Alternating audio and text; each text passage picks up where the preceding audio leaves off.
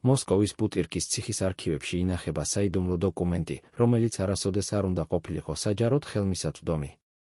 ოქმი ნომერი 225 დახურული საქმიდან, სადაც დაფიქსირებულია ნინო გეგეჭკორის დაკითხვის 22 საათიანი სესია.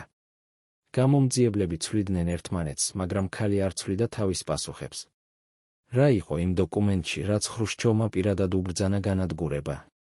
რატომ ინახებოდა ნინოს საქმე არა საერთო არქივში, არამედ სპეციალურ სეიფში, რომელზეც წვდომა მხოლოდ 3 ადამიანს ჰქონდა? და რატომ 25 წლის შემდეგ, როცა ყველა დოკუმენტი გახსნეს, ამ საქმის 53 გვერდი ჯერ კიდევ დალუქულია? ვინ ინარჩუნებს ამ საიდუმლოებას? რას მალავს ის გვერდები, რომლებიც აღწერს ქალის პირველ ღამეს ციხეში? რა თქვა ნინომ გამომძიებლებს, რაც იმდენად საშიში იყო, რომ დოკუმენტი დაუყოვნებლივ უნდა დალუქულიყო? 1953 წლის 28 ივნის, ღამის 2 საათზე. მოსკოვის ბუტირკის ციხის მესამე კორპუსის მე-50 საკანში შემოიყვანეს ქალი, რომელიც 30 წლის განმავლობაში ცხოვრობდა კრემლის კედლებთან ახლოს. ნინო გეგეჭკორი, ლავრენტი ბერიას ცოლი, ჩამოიყვანეს შავი ავტომობილიდან, რომელსაც არ ჰქონდა ნომრები. მას ახლდა 6 კონვოირი, თითქოს სახიფათო დამნაშავე იყო. მაგრამ ნინო არ იყო დამნაშავე. ის იყო მოწმე. მოწმე იმისა, რაც კრემლის კედლებს მიღმა ხდებოდა. მოწმე იმ საიდუმლოებებისა, რომლებიც ახლა საფრთხეს უქმნიდა ახალ ხელისუფლებას. საკანში არ იყო არაფერი. მხოლოდ ლითონის საწოლი, თხელი მატრასი და პატარა ფანჯარა, რომელზეც რკინის ღარები იყო. ნინომ შეხედა ამ ოთახს და გაიგო, მისი ცხოვრება როგორც ის იცნობდა, დასრულდა. 30 წელი კრემლის სასახლეებში, 30 წელი ძალაუფლების ცენტრში, 30 წელი იმ ადამიანთან ერთად, რომელსაც ყველა ეშინოდა. და ახლა ეს ცივი, ტენიანი საკანი. სადაც ღამის 2 საათზე მარტო დარჩა. მაგრამ ნინო არ ტიროდა. ის იჯდა საწოლზე და ელოდა იმას, რაც იცოდა, რომ მალე მოხდებოდა. დაკითხვას. პირველ დაკითხვას, რომელიც გახდებოდა მისი ცხოვრების ყველაზე გრძელი ღამის დასაწყისი. დაკითხვას, რომელზეც გამომძიებლები ცდილობდნენ გაეგოთ, რა იცოდა ნინომ თავისი ქმრის საქმიანობის შესახებ. რა ხედავდა ის კრემლის კედლებს მიღმა? რა ესმოდა ის საიდუმლო საუბრებიდან, რომლებიც ხდებოდა მათ სახლში? გამომძიებლები ფიქრობდნენ, რომ ნინო იყო უბრალოდ ცოლი, რომელიც არაფერი იცოდა. მაგრამ ისინი ცდებოდნენ. ნინო იცოდა ყველაფერი. ის იცოდა იმაზე მეტი, ვიდრე ნებისმიერი გამომძიებელი შეეძლო წარმოედგინა. და ეს ცოდნა იყო ის, რაც ხდიდა მას საშიშს. ეს ცოდნა იყო ის, რის გამოც მას ინახავდნენ არა ჩვეულებრივ საკანში, არამედ სპეციალურ კორპუსში, სადაც ყველაზე მნიშვნელოვან პოლიტიკურ პატიმრებს ათავსებდნენ. რას იცოდა ნინო გეგეჭკორი? რაც იმდენად საშიში იყო ახალი ხელისუფლებისთვის? რატომ ინახებოდა ის იზოლაციაში, სადაც არავის ჰქონდა მასთან კონტაქტის უფლება? და რატომ, როცა დაიწყო დაკითხვები, გამომძიებლები ცვლიდნენ ერთმანეთს ყოველ 6 საათში, თითქოს ეშინოდათ, რომ ერთი ადამიანი ძალიან ბევრს გაიგებდა. ბუტირკის ციხე 1953 წელს არ იყო ჩვეულებრივი ციხე. ეს იყო ადგილი, სადაც ინახებოდნენ ის ადამიანები, რომლებიც იცოდნენ ძალიან ბევრი. პოლიტიკური პატიმრები, ყოფილი მაღალჩინოსნები, ადამიანები, რომლებიც ერთ დღეს იყვნენ ძალაუფლების მწვერვალზე, ხოლო მეორე დღეს აღმოჩნდნენ ციხის საკანში. ნინო გეგეჭკორი იყო ერთ-ერთი ასეთი ადამიანი. მაგრამ მისი შემთხვევა იყო განსაკუთრებული. როცა ნინო შემოიყვანეს ციხეში, მას არ ჰქონდა არაფერი. არც ჩანთა, არც პირადი ნივთები, არც თუნდაც ფოტოსურათი. ყველაფერი ჩამოართვეს მას სახლში, როცა დააკავეს. გამომძიებლებმა გაჩხრიკეს მთელი სახლი, ეძებდნენ დოკუმენტებს, წერილებს, ნებისმიერ მტკიცებულებას, რომელიც დაეხმარებოდათ საქმეში. მაგრამ ნინო იყო ჭკვიანი ქალი. ის იცოდა, რომ ეს დღე მოვიდოდა. ის იცოდა, რომ როცა ლავრენტი დააკავებდნენ, მასაც დააკავებდნენ. და ამიტომ ის მზად იყო. პირველი ღამე ციხეში იყო ყველაზე რთული. არა იმიტომ, რომ საკანი იყო ცივი და ტენიანი. არა იმიტომ, რომ საწოლი იყო მყარი და მატრასი თხელი. არამედ იმიტომ, რომ ნინო პირველად თავის ცხოვრებაში იყო მარტო. 30 წლის განმავლობაში ის ყოველთვის იყო გარშემორტყმული ადამიანებით. მსახურები, მძღოლები, დაცვა, სტუმრები. ყოველთვის იყო ვიღაც. ყოველთვის იყო ხმაური. ყოველთვის იყო ცხოვრება. ახლა იყო მხოლოდ სიჩუმე. სიჩუმე, რომელიც იყო უფრო საშინელი, ვიდრე ნებისმიერი ხმაური. ნინო იჯდა საწოლზე და ფიქრობდა. ფიქრობდა იმაზე, როგორ მოხდა ეს ყველაფერი. როგორ შეიცვალა მისი ცხოვრება ერთ ღამეში. როგორ გახდა ის, ვინც იყო ძალაუფლების ცენტრში, პატიმარი. მაგრამ ნინო არ ინანებდა. ის არ ინანებდა იმას, რომ დაქორწინდა ლავრენტი ბერიაზე. ის არ ინანებდა იმ 30 წელს, რომელიც გაატარა მასთან ერთად. რადგან ის იცოდა, რომ ის 30 წელი იყო ის, რაც მას აქცევდა იმათ, ვინც იყო. ღამის 4 საათზე კარზე დააკაკუნეს. ნინო მიცოდა, რომ ეს იყო დაკითხვის დრო. ის წამოდგა, გაასწორა თავისი ტანსაცმელი და დაელოდა. კარი გაიღო და შემოვიდა 2 კონვოირი. ისინი არაფერი თქვეს, მხოლოდ ჟესტით მიუთითეს, რომ მიჰყოლოდა მათ. ნინო გავიდა საკანიდან და წავიდა გრძელი დერეფნით. დერეფანი იყო ცივი და ბნელი, მხოლოდ იშვიათი ნათურები ანათებდა. კედლები იყო ნესტიანი და ყველგან იყო სიჩუმე. მხოლოდ მათი ნაბიჯების ხმა ისმოდა. გამომძიებლის ოთახი იყო პატარა და ცივი. მაგიდას, 3 სკამი, ნათურა ჭერზე. არაფერი მეტი. ნინო შეიყვანეს და დასვეს ერთ-ერთ სკამზე. გამომძიებელი იჯდა მაგიდის მეორე მხარეს. ის იყო საშუალო ასაკის კაცი, ნაცრისფერი თმით და ცივი თვალებით. მას გვერდით იჯდა მეორე კაცი, რომელიც აწერდა ყველაფერს. რაც ითქმებოდა. ეს იყო ოქმის მწერალი ადამიანი, რომელიც აფიქსირებდა ყოველ სიტყვას, ყოველ პაუზას, ყოველ ემოციას. გამომძიებელმა გახსნა საქმე და შეხედა ნინოს. მისი მზერა იყო ცივი და გამომძიებელი. ის არ ცდილობდა იყოს მეგობრული. ის არ ცდილობდა იყოს თანაგრძნობიანი. ის იყო გამომძიებელი, რომელსაც ჰქონდა დავალება გაეგო, რა იცოდა ნინო გეგეჭკორი თავისი ქმრის საქმიანობის შესახებ. და ის აპირებდა შეესრულებინა ეს დავალება, რაც არ უნდა დასჭიროებოდა. დაიწყო დაკითხვა. პირველი კითხვები იყო მარტივი.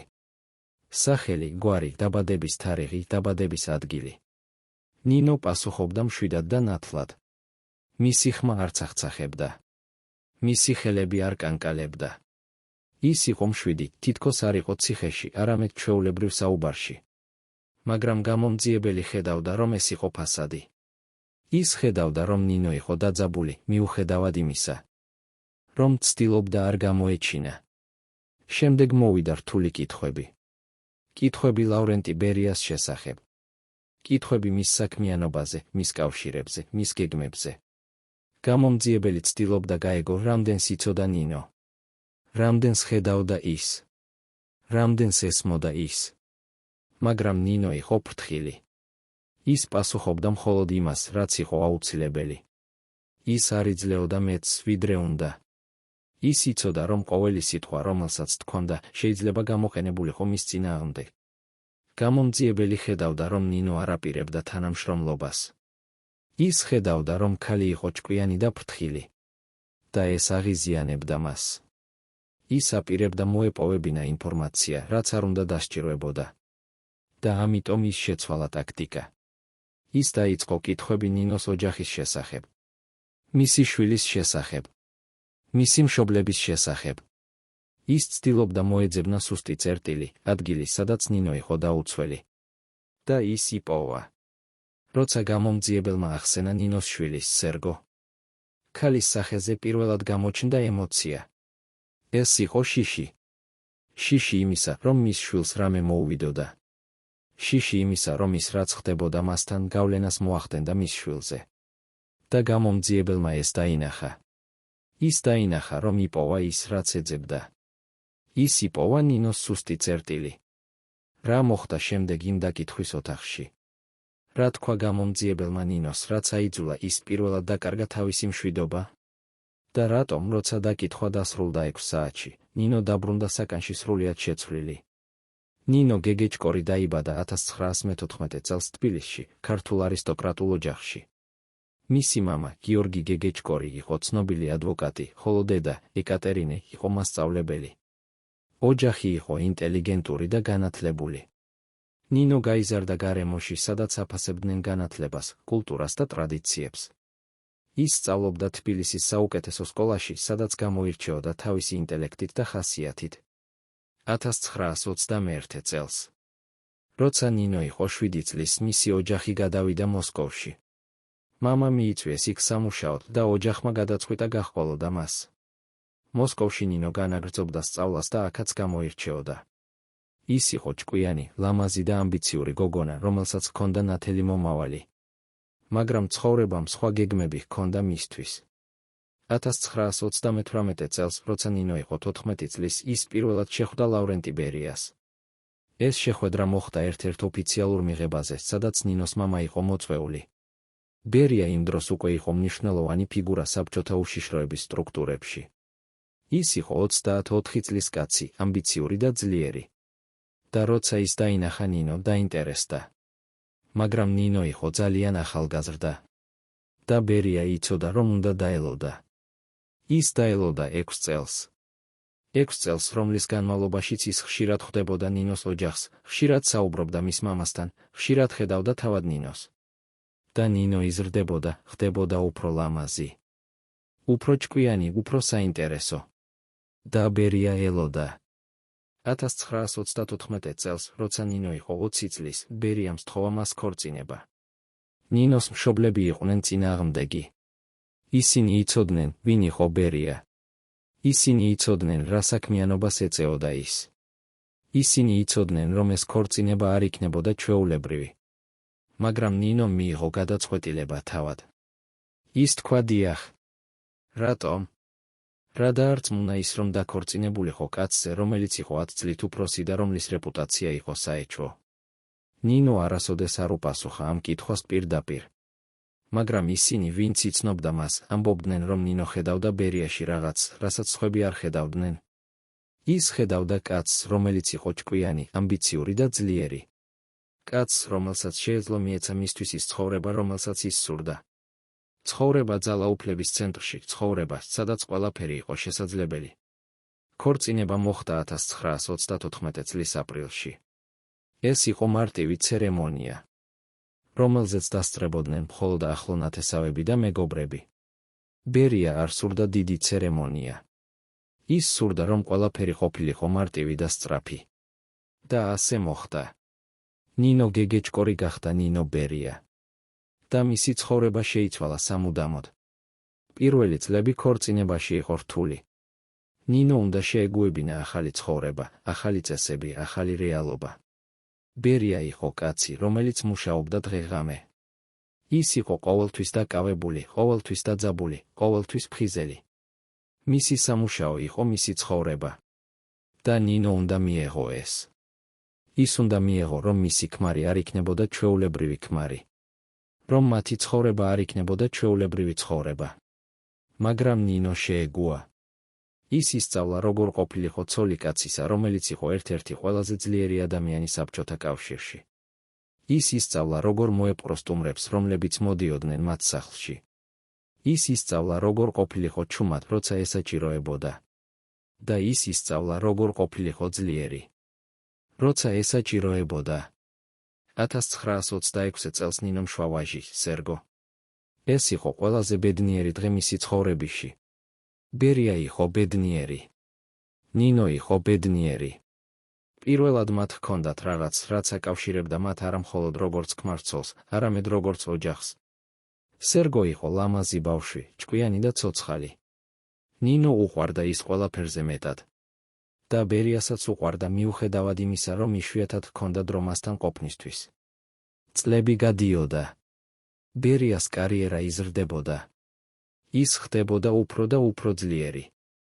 1938 წელს ის დაინიშნა საქართველოს კომუნისტური პარტიის პირველ მდივნად.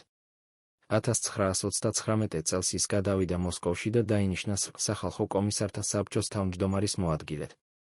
1941 წელს ის გახდა სახალხო შინაგან საქმეთა კომისარი. ბერია იყო მწვერვალზე. და ნინო იყო მასთან ერთად. მაგრამ ეს ძალაუფლება მოვიდა ფასად. ნინო ხედავდა, რა ხდებოდა გარშემო. ის ხედავდა, როგორ ქრებოდნენ ადამიანები. როგორ აკავებდნენ მათ ღამის საათებში. როგორ აბრუნებდნენ მათ ოჯახებს უკან მხოლოდ ოფიციალურ შეტყობინებას, რომ ისინი იყვნენ სახალხო მტრები.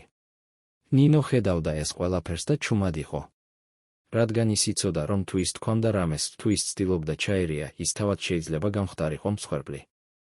ნინო ცხოვრობდა ორმაგ ცხოვრებას. ერთი მხრივ ის იყო ცოლი ერთ-ერთი ყველაზე ძლიერი კაცისა საბჭოთა კავშირში. ის ცხოვრობდა კრემლის კედლებთან ახლოს, ჰქონდა ყველაფერი, რაც შეეძლო სურვილი. მსახურები, მძღოლები, საუკეთესო ტანსაცმელი, საუკეთესო საკვები. მაგრამ მეორე მხრივ ის იყო პატიმარი. პატიმარი თავისი ცხოვრებისა, პატიმარი თავისი ქორწინებისა, პატიმარი იმ სისტემისა, რომელშიც ცხოვრობდა. და ახლა, როცა ის იჯდა ბუტირკის ციხის საკანში, ნინო ფიქრობდა ამ ყველაფერზე. ის ფიქრობდა იმ 30 წელზე, რომელიც გაატარა ბერიასთან ერთად. ის ფიქრობდა იმ არჩევანზე, რომელიც გააკეთა 20 წლის ასაკში. და ის ფიქრობდა იმაზე, იყო თუ არა ეს არჩევანი სწორი. მაგრამ ახლა უკვე გვიანი იყო ამის გააზრებისთვის. ახლა ის იყო აქ, ციხეში და უნდა ებრძოლა იმისთვის, რომ გადარჩენილიყო. რა ფიქრობდა ნინო იმ პირველ ღამეს ციხეში? რა მოგონებები უბრუნდებოდა მას? და რა აძლევდა მას ძალას, რომ გაეგრძელებინა, როცა ყველაფერი ჩანდა უიმედოდ? მეორე დაკითხვა დაიწყო მეორე დღეს, ღამის 2 საათზე. ნინოს არ მისცეს დასვენების საშუალება. გამომძიებლები იცოდნენ, რომ დაღლილი ადამიანი უფრო მეტყველია. დაღლილი ადამიანი კარგავს თავის ფხიზლობას, კარგავს თავის კონტროლს. და ისინი სწორედ ამას ელოდნენ ნინოსგან.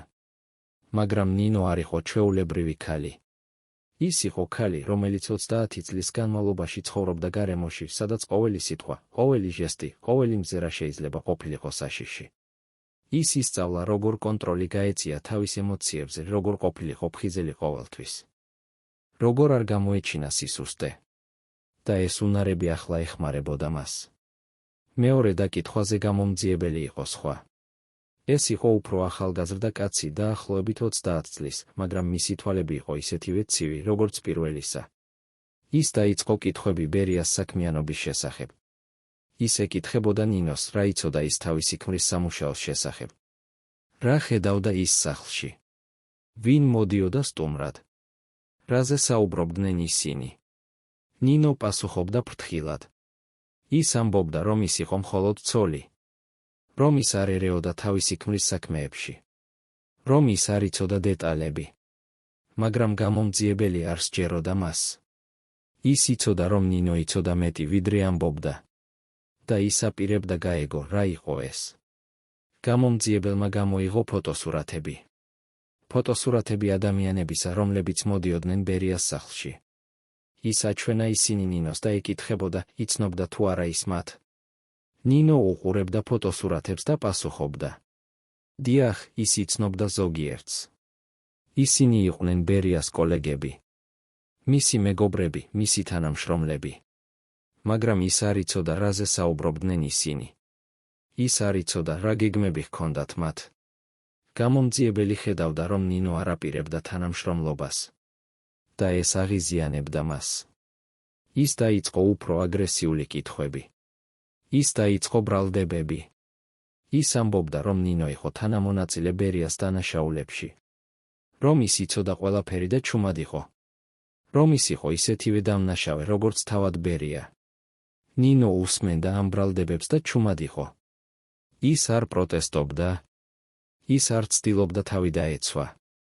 ის მხოლოდ უყურებდა გამომძიებელს თავისი მშვიდი, ცივი მზერით. და ეს უფრო აღიზიანებდა გამომძიებელს, ვიდრე ნებისმიერი პროტესტი. დაკითხვა გაგრძელდა 6 საათს. 6 საათს, რომლის განმავლობაშიც გამომძიებელი ცდილობდა გატეხა ნინოს. 6 საათს, რომლის განმავლობაშიც ის ცდილობდა მოეპოვებინა ინფორმაცია. მაგრამ ნინო არ ტეხდებოდა. ის რჩებოდა მშვიდი, რჩებოდა ფრთხილი, რჩებოდა ძლიერი. და როცა დაკითხვა დასრულდა, გამომძიებელი იყო გაბრაზებული და იმედგაცრუებული. ნინო დაბრუნდა საკანში და დაწვა საწოლზე. ის იყო დაღლილი, მაგრამ არ შეეძლო ძილი. ის ფიქრობდა იმაზე, რაც მოხდა დაკითხვაზე. ის ფიქრობდა იმ ბრალდებებზე, რომლებიც გამომძიებელმა წამოაყენა. და ის ფიქრობდა იმაზე, რამდენ ხანს შეეძლო გაეგრძელებინა ეს. რადგან ნინო იცოდა, რომ ეს იყო მხოლოდ დასაწყისი. ის იცოდა, რომ დაკითხვები გაგრძელდებოდა. ის იცოდა, რომ გამომძიებლები არ დანებდებოდნენ. ისინი აპირებდნენ მოეპოვებინათ ინფორმაცია, რაც არ უნდა დასჭირვებოდათ. და ნინო უნდა მზად ყოფილიყო ამისთვის. მაგრამ რა აძლევდა ნინოს ძალას? რა აიძულებდა მას გაიგრძელებინა, როცა ყველაფერი ჩანდაუიმედოდ? პასუხი იყო მარტივი: სერგო. მისი შვილი. ის იცოდა, რომ თუ ის დანებდებოდა, თუ ის დაიწყებდა თანამშრომლობას გამომძიებლებთან, ეს გავლენას მოახდენდა მის შვილზე. ეს გახდიდა მის შვილს სახალხო მტრის შვილად. და ნინო არ სურდა ეს. ის სურდა, რომ მისი შვილი ჰქონოდა ნორმალური ცხოვრება, ნორმალური მომავალი. და ამიტომ ის აპირებდა ებრძოლა. მესამე დაკითხვა დაიწყო მესამე დღეს, ისევ ღამის 2 საათზე. ამჯერად გამომძიებელი იყო უფროსი კაცი, დაახლოებით 50 წლის. ის იყო უფრო გამოცდილი, უფრო ჭკვიანი, უფრო საშიში. ის იცოდა, როგორ ემუშავა ადამიანებთან. ის იცოდა, როგორ მოეძებნა მათი სუსტი წერტილები. და ის აპირებდა გამოეყენებინა ეს ცოდნა ნინოსთან. ის დაიწყო არა კითხვებით, არამედ საუბრით. ის საუბრობდა ნინოსთან მისი ცხოვრების შესახებ, მისი ბავშვობის შესახებ, მისი ოჯახის შესახებ. ის ცდილობდა შექმნა ატმოსფეროს, სადაც ნინო იგრძნობდა თავს კომფორტულად, სადაც ის შეიძლება დაეშვა თავისი გარდა. მაგრამ ნინო ხედავდა ამ ტაქტიკას. ის იცოდა, რა ცდილობდა გამომძიებელი. და ის არ აპირებდა დაეშვა თავისი გარდა. გამომძიებელმა შეცვალა ტაქტიკა. ის დაიწყო საუბარი სერგოზე. ის ეკითხებოდა ნინოს, როგორ იყო მისი შვილი. რას აკეთებდა ის? სად იყო ის ახლა? და ნინო პირველად დაკარგა თავისი მშვიდობა. ის ეკითხებოდა გამომძიებელს, სად იყო მისი შვილი. რა ხდებოდა მასთან? მაგრამ გამომძიებელი არ პასუხობდა. ის მხოლოდ ღიმილობდა და ამბობდა, რომ ყველაფერი დამოკიდებული იყო ნინოზე. თუ ის თანამშრომლობდა, თუ ის იძლეოდა ინფორმაციას, მაშინ მისი შვილი იქნებოდა უსაფრთხოდ. მაგრამ თუ ის არ თანამშრომლობდა, მაშინ გამომძიებელმა არ დაასრულა წინადადება. მაგრამ ნინო გაიგო, რას გულისხმობდა ის. ეს იყო მუქარა. მუქარა მისი შვილის მიმართ. და ეს იყო ის, რაც ნინოს ყველაზე მეტად აშინებდა. რა გააკეთა ნინომ შემდეგ? როგორ უპასუხა ის ამ მუქარას? და რა თქვა ის გამომძიებელს, რაც აიძულა ის შეეცვალა თავისი ტაქტიკა? ნინო გეგეჭკორი არ იყო ქალი, რომელიც ადვილად შეეშინდებოდა. 30 წლის განმავლობაში ის ცხოვრობდა გარემოში, სადაც შიში იყო ყოველდღიური რეალობა. ის ხედავდა, როგორ ეშინოდათ ადამიანებს მისი ქმრის. როგორ ცახცახებდნენ ისინი. როცა ბერია შედიოდა ოთახში. როგორ ცდილობდნენ ისინი მოეწონათ მას, რომ არ გამხდარიყვნენ მისი რისხვის ობიექტი. ნინო ხედავდა ამ ყველაფერს და ისწავლა, როგორ არ ეშინოდა. მაგრამ ახლა, როცა გამომძიებელი ემუქრებოდა მის შვილს, ნინო იგრძნო შიში. არა თავისთვის, არამედ სერგოსთვის. მისი შვილი იყო ყველაფერი, რაც მას ჰქონდა. ყველაფერი, რისთვისაც ის ცხოვრობდა. და იდეა, რომ მას რამე მოუვიდოდა, იყო გაუტანელი. ნინომ შეხედა გამომძიებელს და თქვა მშვიდი, მაგრამ მყარი ხმით, თქვენ შეგიძლიათ მემუქროთ ჩემი შვილით. თქვენ შეგიძლიათ მემუქროთ ჩემით. მაგრამ ეს არ შეცვლის იმას, რაც მე ვიცი. და ის, რაც მე ვიცი, არის ის, რომ ჩემი ქმარი იყო ერთგული საბჭოთა კავშირის მიმართ. ის იყო ერთგული სტალინის მიმართ. და ყველაფერი, რაც ის აკეთებდა ქვეყნის სასარგებლოდ. გამომძიებელი გაიცინა. ეს იყო ცივი, ცინიკური ღიმილი. ის თქვა, ნინო ბატონო, თქვენ რეალურად გჯერათ ამისა. თქვენ რეალურად გჯერათ, რომ თქვენი ქმარი იყო ერთგული. ის იყო ღალატი. ის იყო შპიონი. ის იყო სახალხო მტერი. და თქვენ, როგორც მისი ცოლი, უნდა იცოდეთ ეს. ნინო არ უპასუხა. ის მხოლოდ უყურებდა გამომძიებელს თავისი მშვიდი, ცივი მზერით. და ეს უფრო აღიზიანებდა გამომძიებელს, ვიდრე ნებისმიერი პასუხი. ის წამოდგა და დაიწყო სიარული ოთახში. ის ამბობდა, რომ ნინო იყო ჯიუტი. რომ ის არ ესმოდა სიტუაციის სერიოზულობა. რომ ის აპირებდა დაეცვა კაცი, რომელიც არ იმსახურებდა დაცვას. მაგრამ ნინო რჩებოდა ჩუმად. ის იცოდა, რომ ყველაფერი, რასაც ის თქვამდა, შეიძლება გამოყენებულიყო მის წინააღმდეგ. ის იცოდა, რომ გამომძიებლები ეძებდნენ ნებისმიერ საბაბს, რომ დაემუქრათ მას. და ამიტომ ის რჩებოდა ჩუმად. დაკითხვა გაგრძელდა კიდევ რამდენიმე საათს. გამომძიებელი ცდილობდა სხვადასხვა ტაქტიკას. ის ცდილობდა იყოს მეგობრული, შემდეგ აგრესიული, შემდეგ მუქარა. შემდეგ დაპირება. მაგრამ არაფერი მუშაობდა. ნინო რჩებოდა მყარი. ის არ იძლეოდა ინფორმაციას. ის არ თანამშრომლობდა. როცა დაკითხვა დასრულდა, გამომძიებელი იყო გაბრაზებული. ის თქვა ნინოს, რომ ის ინანებდა ამას. რომ ის აპირებდა დაენახა, რა ხდებოდა ადამიანებთან, რომლებიც არ თანამშრომლობდნენ. მაგრამ ნინო არ უპასუხა. ის მხოლოდ წამოდგა და გავიდა ოთახიდან, თან ახლდა კონვოირები. დაბრუნებულმა საკანში ნინომ დაწვა საწოლზე და პირველად დაუშვა ცრემლები. ის ტიროდა არა თავისთვის, არამედ თავისი შვილისთვის. ის ტიროდა იმისთვის, რომ მისი შვილი ახლა იყო მარტო. რომ ის არ იცოდა, სად იყო მისი დედა. რომ ის შეიძლება ფიქრობდა, რომ მისი დედა მიატოვა ის. მაგრამ ნინო იცოდა, რომ ის არ შეეძლო დანებება. ის იცოდა, რომ ის უნდა ებრძოლა. არა თავისთვის, არამედ თავისი შვილისთვის. რადგან თუ ის დანებდებოდა, თუ ის დაიწყებდა თანამშრომლობას გამომძიებლებთან. ეს გახდიდა მის შვილს სახალხო მტრის შვილად. და ნინო არ სურდა ეს. დღეები გადიოდა. დაკითხვები გრძელდებოდა. ყოველ ღამე 2 საათზე ნინოს იყვანდნენ დაკითხვის ოთახში. ყოველ ღამე გამომძიებლები ცდილობდნენ გატეხა მას. ყოველ ღამე ნინო რჩებოდა მყარი. მაგრამ ეს იყო რთული. ძალიან რთული. ნინო იყო დაღლილი. ფიზიკურად და ემოციურად. ის კარგავდა წონას. ის კარგავდა ძილს. ის კარგავდა იმედს. მაგრამ ის არ კარგავდა თავის ძალას. ის არ კარგავდა თავის გადაწყვეტილებას. ის იცოდა, რომ ის უნდა გაეგრძელებინა. რადგან თუ ის დანებდებოდა, ყველაფერი, რისთვისაც ის იბრძოდა, იქნებოდა უაზრო.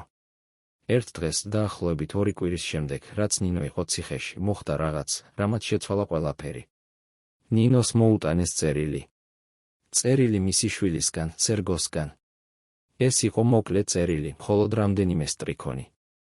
მაგრამ ეს რამდენიმე სტრიქონი იყო ყველაფერი, რაც ნინოს სჭირდებოდა. სერგო წერდა, რომ ის იყო კარგად. რომ ის ცხოვრობდა თავის ბებიასთან.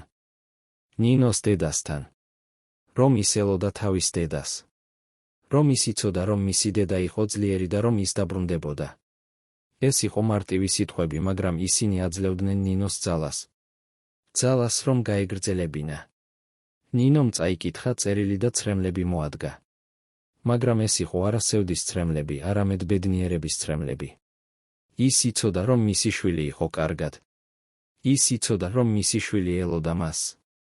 და ეს იყო ყველაფერი, რაც მას სჭირდებოდა, რომ გაეგრძელებინა. რა იყო იმ წერილში, რამაც მისცა ნინოს ძალა? რა სიტყვები გამოიყენა სერგომ, რომ დაარწმუნა თავისი დედა, რომ ყველაფერი იქნებოდა კარგად? და როგორ შეცვალა ეს წერილი ნინოს დამოკიდებულება დაკითხვების მიმართ? წერილში სერგომ დაწერა რაღაც, რაც მხოლოდ ნინო შეეძლო გაეგო. ის დაწერა, დედა, მახსოვს ის ისტორია, რომელიც მიყვებოდი ბავშვობაში. ისტორია ქართველ დედაზე, რომელიც იცავდა თავის შვილს ღვთისმწვერვალზე. ის დედა არ დანებდა, მიუხედავად იმისა, რომ ყველაფერი იყო მის წინააღმდეგ. და მე ვიცი, რომ შენც არ დანებდები. რადგან შენ ხარ ჩემი დედა. და ჩემი დედა არასოდეს არ ანებებს. ეს იყო მარტივი სიტყვები. მაგრამ ისინი შეიცავდნენ იმას, რაც ნინოს სჭირდებოდა. მხარდაჭერას. რწმენას. იმედს. სერგო არ ეკითხებოდა, რატომ იყო მისი დედა ციხეში. ის არ ეკითხებოდა, რა მოხდა მის მამასთან. ის მხოლოდ ამბობდა, რომ ის სჯეროდა თავის დედას. რომ ის იცოდა, რომ მისი დედა იყო ძლიერი. და ეს იყო ყველაფერი, რაც ნინოს სჭირდებოდა. მეორე დღეს, როცა ნინოს კვლავ წაიყვანეს დაკითხვაზე, ის იყო განსხვავებული. ის იყო უფრო მყარი, უფრო ძლიერი, უფრო გადაწყვეტილი. გამომძიებელმა შენიშნა ეს ცვლილება. ის ეკითხებოდა, რა მოხდა. რამ შეცვალა ნინო. მაგრამ ნინო არ პასუხობდა.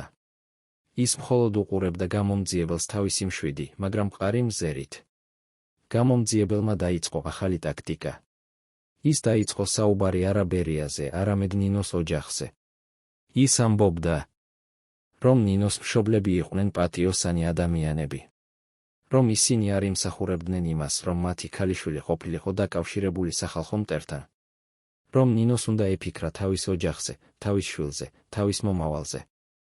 ნინო უსმენდა ამ სიტყვებს და ფიქრობდა. ის ფიქრობდა თავის მშობლებზე, რომლებიც რეალურად იყვნენ პატიოსანი ადამიანები. რომლებიც ასწავლიდნენ მას პატიოსნებას, ღირსებას, ერთგულებას. და ის ფიქრობდა იმაზე, რას ნიშნავდა ეს ერთგულება. ერთგულება ოჯახის მიმართ, ერთგულება ქმრის მიმართ, ერთგულება საკუთარი თავის მიმართ. გამომძიებელი ელოდა პასუხს. მაგრამ ნინო არ პასუხობდა. ის მხოლოდ უყურებდა მას და ფიქრობდა. და ეს სიჩუმე იყო უფრო ძლიერი ვიდრე ნებისმიერი სიტყვა. დაკითხვა გაგრძელდა რამდენიმე საათს. გამომძიებელი ცდილობდა სხვადასხვა მიდგომას. ის ცდილობდა იყოს მეგობრული, შემდეგ მკაცრი, შემდეგ მუქარა. შემდეგ დაპირება. მაგრამ არაფერი მუშაობდა. ნინო რჩებოდა მყარი. ის არ იძლეოდა ინფორმაციას. ის არ თანამშრომლობდა. ის მხოლოდ პასუხობდა იმ კითხვებზე, რომლებზეც პასუხი იყო აუცილებელი. და ის პასუხობდა მოკლედ, ნათლად, ფრთხილად. კვირები გადიოდა. ნინო ჯერ კიდევ იყო ციხეში. დაკითხვები გრძელდებოდა. მაგრამ რაღაც იცვლებოდა. გამომძიებლები ხდებოდნენ უფრო ნერვიულები, უფრო აგრესიულები, უფრო იმედგაცრუებულები. ისინი ხედავდნენ, რომ ნინო არ აპირებდა თანამშრომლობას. ისინი ხედავდნენ, რომ ის იყო უფრო ძლიერი, ვიდრე ფიქრობდნენ. ერთ დღეს, დაახლოებით ერთი თვის შემდეგ, რაც ნინო იყო ციხეში, მოხდა რაღაც უჩვეულო. დაკითხვაზე შემოვიდა ახალი გამომძიებელი. ეს იყო მაღალი, თხელი კაცი, დაახლოებით 55 წლის. მისი სახე იყო მკაცრი, მაგრამ მის თვალებში იყო რაღაც, რაც განსხვავებული იყო სხვა გამომძიებლებისგან. ეს იყო ინტელექტი. ეს იყო გაგება. ეს იყო რაღაც, რაც ნინომ არ დაინახა სხვა გამომძიებლებში. ახალი გამომძიებელი დაჯდა მაგიდასთან და შეხედა ნინოს. ის არ დაიწყო კითხვებით. ის დაიწყო საუბრით. ის თქვა, ნინო ბატონო, მე ვიცი, რომ თქვენ ხართ დაღლილი. მე ვიცი, რომ თქვენ ხართ შეშფოთებული თქვენი შვილის გამო. მე ვიცი, რომ თქვენ ხართ შეშინებული იმისა, რაც შეიძლება მოხდეს. მაგრამ მე ასევე ვიცი, რომ თქვენ ხართ ჭკვიანი ქალი. და ჭკვიანი ქალი იცის, როდის არის დრო იბრძოლოს და როდის არის დრო შეწყვიტოს ბრძოლა. ნინო უსმენდა ამ სიტყვებს და ფიქრობდა. ეს გამომძიებელი იყო განსხვავებული. ის არ ცდილობდა დაემუქრა მას. ის არ ცდილობდა დაეშინებინა ის. ის მხოლოდ საუბრობდა მასთან, როგორც ერთი ადამიანი მეორესთან. და ეს იყო რაღაც ახალი. გამომძიებელმა გააგრძელა, მე არ ვთხოვ თქვენგან, რომ ღალატი მიუღოთ თქვენს ქმარს. მე არ ვთხოვ თქვენგან, რომ თქვათ რაღაც, რაც არ არის სიმართლე. მე მხოლოდ ვთხოვ თქვენგან, რომ იფიქროთ თქვენს შვილზე. იფიქროთ მის მომავალზე. იფიქროთ იმაზე, რა ცხოვრება ექნება მას, თუ თქვენ გააგრძელებთ ამ ბრძოლას. ნინო შეხედა გამომძიებელს და პირველად დიდი ხნის შემდეგ თქვა რაღაც, რაც არ იყო მხოლოდ მოკლე პასუხი. ის თქვა, ჩემი შვილი იცის, ვინ არის მისი დედა. ის იცის, რა ღირებულებები მაქვს. ის იცის, რომ მე არასოდეს არ ვიღალატებ იმას, რაც მე მჯერა. და თუ ეს ნიშნავს, რომ მე უნდა დავრჩე აქ, ამ ციხეში, მაშინ ასე იყოს. მაგრამ მე არ ვიღალატებ ჩემს ქმარს. მე არ ვიტყვი რაღაცას, რაც არ არის სიმართლე. რადგან ეს იქნება ღალატი არა მხოლოდ ჩემი ქმრის მიმართ, არამედ ჩემი საკუთარი თავის მიმართ.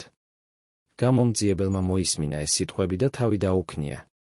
ის თქვა, მე გესმით, ნინო ბატონო. მე რეალურად გესმით.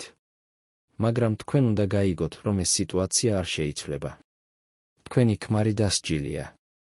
ის აღარ დაბრუნდება. და თქვენ, როგორც მისი ცოლი, ხართ ამ საქმის ნაწილი. თქვენ შეგიძლიათ აირჩიოთ, ან თანამშრომლობა და შესაძლებლობა დაბრუნდეთ თქვენ შვილთან. ან გაგრძელება ამ ბრძოლისა და დარჩენა აქ უსასრულოდ. ნინო უსმენდა ამ სიტყვებს და ფიქრობდა. ის ფიქრობდა თავის შვილზე, რომელიც ელოდა მას.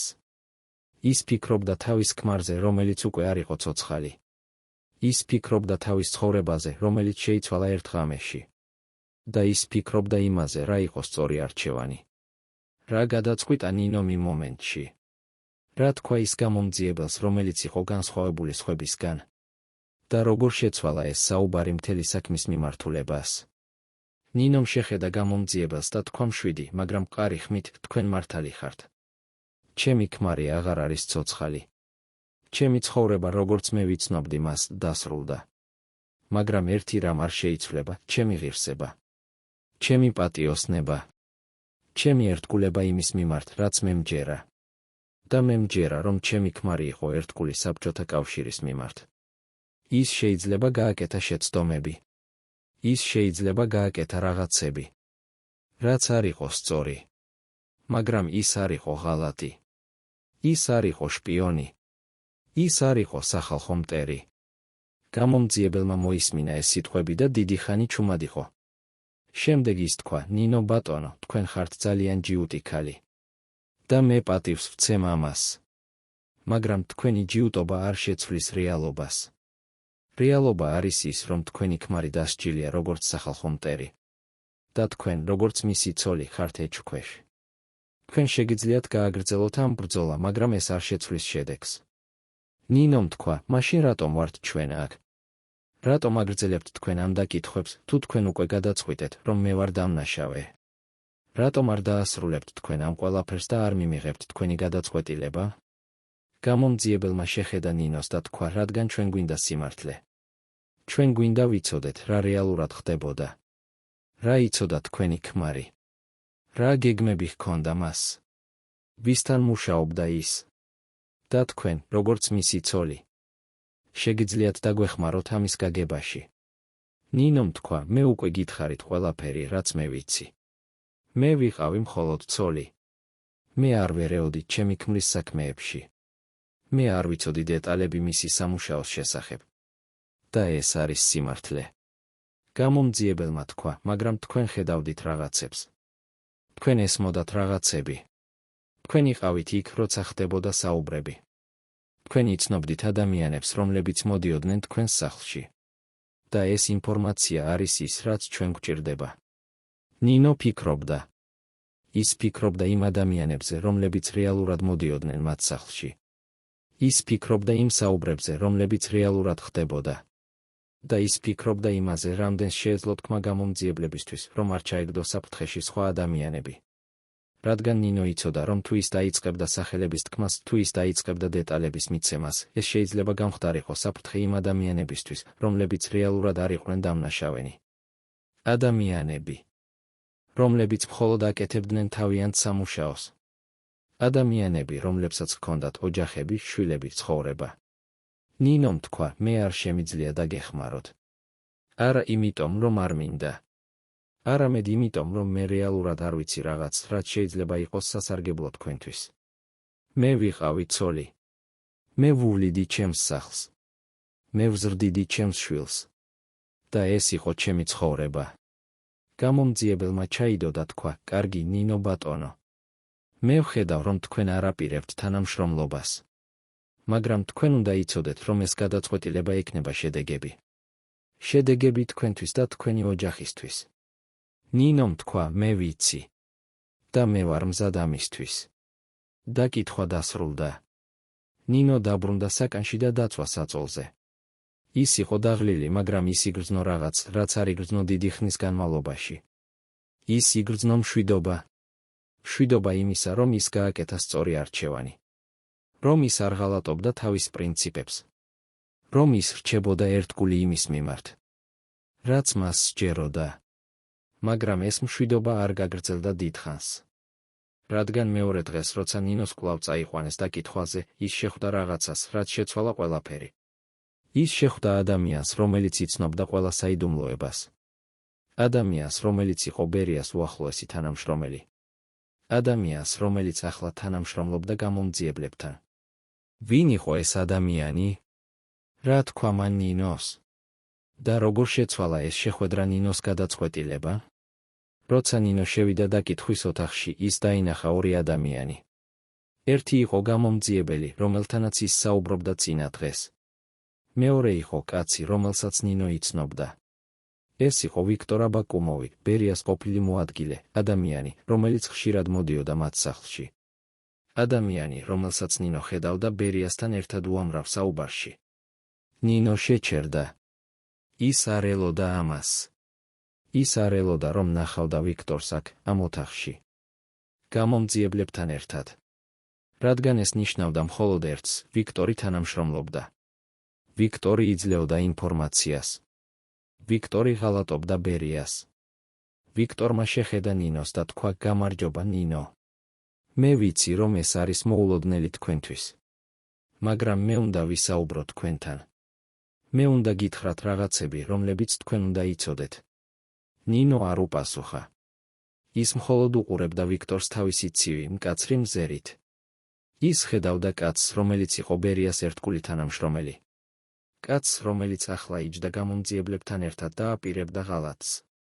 ვიქტორმა გააგრძელა, ნინო, მე ვიცი, რომ თქვენ ფიქრობთ, რომ მე ვარ მოღალატე. მაგრამ თქვენ უნდა გაიგოთ, ლავრენტი არ იყო ის, ვინც თქვენ ფიქრობდით, რომ იყო. ის არ იყო ერთგული საბჭოთა კავშირის მიმართ. ის არ იყო ერთგული სტალინის მიმართ. ის იყო ერთგული მხოლოდ საკუთარი თავის მიმართ.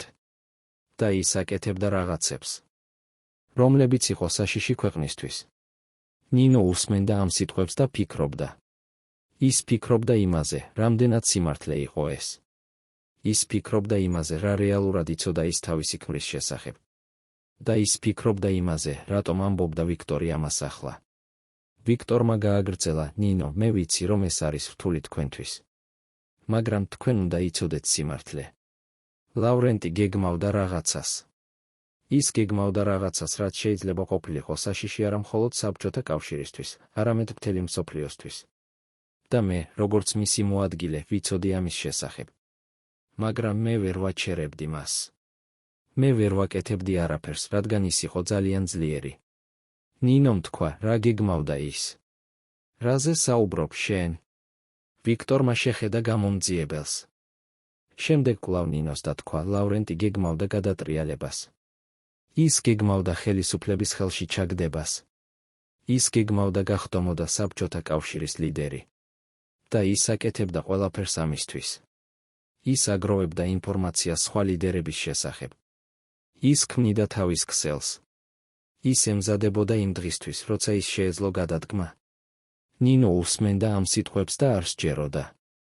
ეს არ შეიძლებოდა იყოს სიმართლე. ბერია არ შეეძლო გეგმავდა რაღაცას ასეთს. ის იყო ერთგული. ის იყო ერთგული სტალინის მიმართ. ის იყო ერთგული საბჭოთა კავშირის მიმართ. მაგრამ ვიქტორი გრძელდებოდა, ნინო, მე ვიცი, რომ ეს არის რთული მოსასმენი. მაგრამ ეს არის სიმართლე. და მე მაქვს მტკიცებულებები. მე მაქვს დოკუმენტები, რომლებიც ადასტურებენ ამას. დოკუმენტები, რომლებიც აჩვენებენ, რომ ლავრენტი რეალურად გეგმავდა ამას. გამომძიებელმა გამოიღო საქაღალდე და გახსნა იგი. ის გამოიღო რამდენიმე დოკუმენტი და აჩვენა ნინოს. ეს იყო წერილები, ანგარიშები, ჩანაწერები. ყველა მათგანი იყო ბერიას ხელით დაწერილი ან ხელმოწერილი. ნინო უყურებდა ამ დოკუმენტებს და ცდილობდა გაეგო, რა იყო ისინი. ის ხედავდა ბერიას ხელწერას. ის ხედავდა მის ხელმოწერას. მაგრამ ის არ შეეძლო დაესწრო იმას, რაც წერდა იქ. ის არ შეეძლო დაესწრო იმას, რომ ეს დოკუმენტები რეალურად ადასტურებდნენ იმას, რასაც ვიქტორი ამბობდა. ვიქტორმა თქვა, ნინო, მე ვიცი, რომ ეს არის შოკი თქვენთვის. მაგრამ თქვენ უნდა მიიღოთ სიმართლე. ლავრენტი არ იყო ის, ვინც თქვენ ფიქრობდით. და თქვენ, როგორც მისი ცოლი, უნდა იცოდეთ ეს. ნინო უყურებდა დოკუმენტებს და ფიქრობდა. ის ფიქრობდა იმ 30 წელზე, რომელიც გაატარა ბერიასთან ერთად. ის ფიქრობდა იმ საუბრებზე, რომლებიც ჰქონდათ. ის ფიქრობდა იმ მომენტებზე, როცა ის ხედავდა რაღაცას, რაც არ ესმოდა. და ის ფიქრობდა იმაზე, შეიძლებოდა თუ არა, რომ ვიქტორი ამბობდა სიმართლეს. მაგრამ შემდეგ ნინომ შეხედა ვიქტორს და დაინახა რაღაც მის თვალებში. ის დაინახა შიში. შიში იმისა, რომ ნინო არ დაუჯერებდა მას. შიში იმისა, რომ ნინო გააგრძელებდა თავისი ბრძოლას. და ნინომ გაიგო, ვიქტორი არ ამბობდა სიმართლეს. ის ამბობდა იმას, რაც გამომძიებლები სურდათ რომ ეთქვა. ის ამბობდა იმას, რაც დაეხმარებოდა მას თავად გადარჩენოდა. ნინომ თქვა, ვიქტორ, მე ვიცნობდი ჩემს ქმარს. მე ვიცოდი, ვინ იყო ის. და მე ვიცი, რომ ის არ გეგმავდა რაღაცას ასეთს. შენ ამბობ ამას, რადგან შენ გინდა გადარჩე. შენ ამბობ ამას, რადგან შენ გინდა გამომძიებლებმა დაგიჯერონ, რომ შენ ხარ ერთგული მათთვის. მაგრამ მე ვიცი სიმართლე. და სიმართლე არის ის, რომ ჩემი ქმარი იყო ერთგული საბჭოთა კავშირის მიმართ. ვიქტორმა შეხედა ნინოს და მის თვალებში გამოჩნდა რაღაც, იყო ეს სინანული. იყო ეს სირცხვილი. ნინო არ იცოდა. მაგრამ ის იცოდა ერთი, ვიქტორი ღალატობდა. ის ღალატობდა ბერიას, ის ღალატობდა ყველას, ვისთანაც მუშაობდა. გამომძიებელმა თქვა, ნინო ბატონო, თქვენ ხედავთ მტკიცებულებებს. თქვენ ხედავთ დოკუმენტებს. თქვენ ხედავთ, რომ ვიქტორი ამბობს სიმართლეს. რატომ არ შეგიძლიათ მიიღოთ ეს? ნინომ თქვა, რადგან ეს არ არის სიმართლე. ეს არის ის, რაც თქვენ გინდათ, რომ იყოს სიმართლე. მაგრამ რეალური სიმართლე არის სხვა. და მე ვიცი ეს. დაკითხვა დასრულდა. ნინო დაბრუნდა საკანში და დაწვა საწოლზე. ის ფიქრობდა იმაზე, რაც მოხდა. ის ფიქრობდა ვიქტორზე, რომელიც ღალატობდა. ის ფიქრობდა იმ დოკუმენტებზე, რომლებიც აჩვენეს მას. და ის ფიქრობდა იმაზე, რამდენად რთული იყო იცოდე, რა იყო სიმართლე და რა იყო ტყუილი. რა იყო რეალურად იმ დოკუმენტებში? იყო თუ არა ისინი ნამდვილი, თუ ყალბი. და რატომ იყო ვიქტორი მზად ღალატობდა ბერიას? რა დაპირდა მას გამომძიებლებმა სანაცვლოდ? კვირები გადიოდა. ნინო ჯერ კიდევ იყო ციხეში. დაკითხვები გრძელდებოდა, მაგრამ ახლა ისინი იყო განსხვავებული. გამომძიებლები აღარ ცდილობდნენ მოეპოვებინათ ინფორმაცია ბერიას საქმიანობის შესახებ. ისინი ახლა ცდილობდნენ დაემტკიცებინათ, რომ ნინო თავად იყო ჩართული ბერიას გეგმებში. რომ ის იცოდა ყველაფერი და ჩუმად იყო. რომ ის იყო თანამონაწილე. ნინო უსმენდა ამ ბრალდებებს და ჩუმად იყო. ის იცოდა, რომ ყველაფერი, რასაც ის თქონდა, შეიძლება გამოყენებულიყო მის წინააღმდეგ. ის იცოდა, რომ გამომძიებლები ეძებდნენ ნებისმიერ საბაბს, რომ დაემუქრათ მას. და ამიტომ ის რჩებოდა ჩუმად. მაგრამ ერთ დღეს მოხდა რაღაც, რამაც შეცვალა ყველაფერი. ნინოს მოუტანეს კიდევ ერთი წერილი. ეს იყო წერილი არა მისი შვილისგან, არამედ მისი დედისგან. წერილში დედა წერდა, რომ სერგო იყო ავად. რომ ის ჰქონდა მაღალი ტემპერატურა და ექიმები არ იცოდნენ, რა იყო მიზეზი. რომ ის ეძახდა თავის დედას და ეკითხებოდა, როდის დაბრუნდებოდა ის. ნინომ წაიკითხა ეს წერილი და იგრძნო, როგორ ინგრეოდა მისი გული. მისი შვილი იყო ავად. მისი შვილი საჭიროებდა მას. და ის იყო აქ, ციხეში, ვერ შეეძლო რაიმეს გაკეთება. ნინომ დააკაკუნა კარზე და სთხოვა კონვოირს. რომ მieყვანა გამომძიებელთან. კონვოირმა შეხედა მას გაკვირვებით, ეს იყო პირველი შემთხვევა, როცა ნინო თავად ითხოვდა შეხვედრას გამომძიებელთან. მაგრამ ის დათანხმდა და მიიყვანა ნინო დაკითხვის ოთახში. გამომძიებელი იჯდა თავის მაგიდასთან და უყურებდა დოკუმენტებს.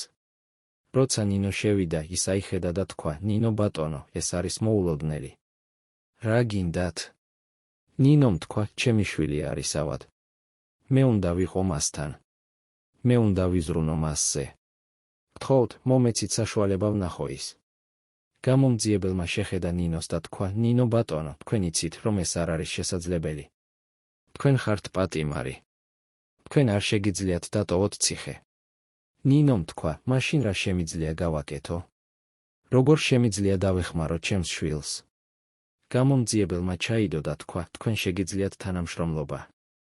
თქვენ შეგიძლიათ მოგცეთ ინფორმაცია, რომელიც ჩვენ გვჭირდება. და მაშინ ჩვენ შევძლებთ განვიხილოთ თქვენი მდგომარეობა. ნინო უყურებდა გამომძიებელს და ფიქრობდა. ის ფიქრობდა თავის შვილზე, რომელიც იყო ავად. ის ფიქრობდა იმაზე, რამდენად მნიშვნელოვანი იყო მასთან. და ის ფიქრობდა იმაზე, რა ფასი ჰქონდა ამას. ნინომ თქვა, რა ინფორმაცია გჭირდებათ? გამომძიებელმა თქვა, ჩვენ გვჭირდება ინფორმაცია იმ ადამიანების შესახებ, რომლებიც მუშაობდნენ თქვენი ქმრის თანამშრომლებად.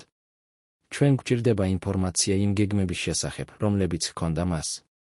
ჩვენ გვჭირდება ყველაფერი, რაც თქვენ იცით. ნინო ფიქრობდა. ის ფიქრობდა იმ ადამიანებზე, რომლებიც რეალურად მუშაობდნენ ბერიასთან. ადამიანები, რომლებსაც ჰქონდათ ოჯახები, შვილები, ცხოვრება. ადამიანები, რომლებიც ახლა შეიძლება გამხდარიყვნენ საფრთხეში, თუ ის თქონდა მათ სახელებს. მაგრამ ის ფიქრობდა თავის შვილზეც. თავის შვილზე, რომელიც იყო ავად და საჭიროებდა მას. თავის შვილზე, რომელიც იყო ყველაფერი, რაც მას ჰქონდა. ნინომ თქვა, მე არ შემიძლია. მე არ შემიძლია მივცე თქვენ ინფორმაცია, რომელიც შეიძლება გამხდარიყო საფრთხე სხვა ადამიანებისთვის. მე არ შემიძლია ვიყო მიზეზი იმისა, რომ სხვა ოჯახები განიცადონ ის, რასაც ჩემი ოჯახი განიცდის. გამომძიებელმა თქვა, მაშინ თქვენ არ შეძლებთ ნახოთ თქვენი შვილი. თქვენ დარჩებით აქ, ამ ციხეში, სანამ არ გადაწყვეტთ თანამშრომლობას. ნინო დაბრუნდა საკანში და დაწვა საწოლზე. ის ტიროდა თავისი შვილისთვის, რომელიც იყო ავად. ტიროდა იმისთვის, რომ ის ვერ შეეძლო იყო მასთან. ტიროდა იმისთვის, რომ ის უნდა აერჩია თავისი პრინციპებსა და თავის შვილს შორის. მაგრამ ნინო იცოდა, რომ ის გააკეთა სწორი არჩევანი.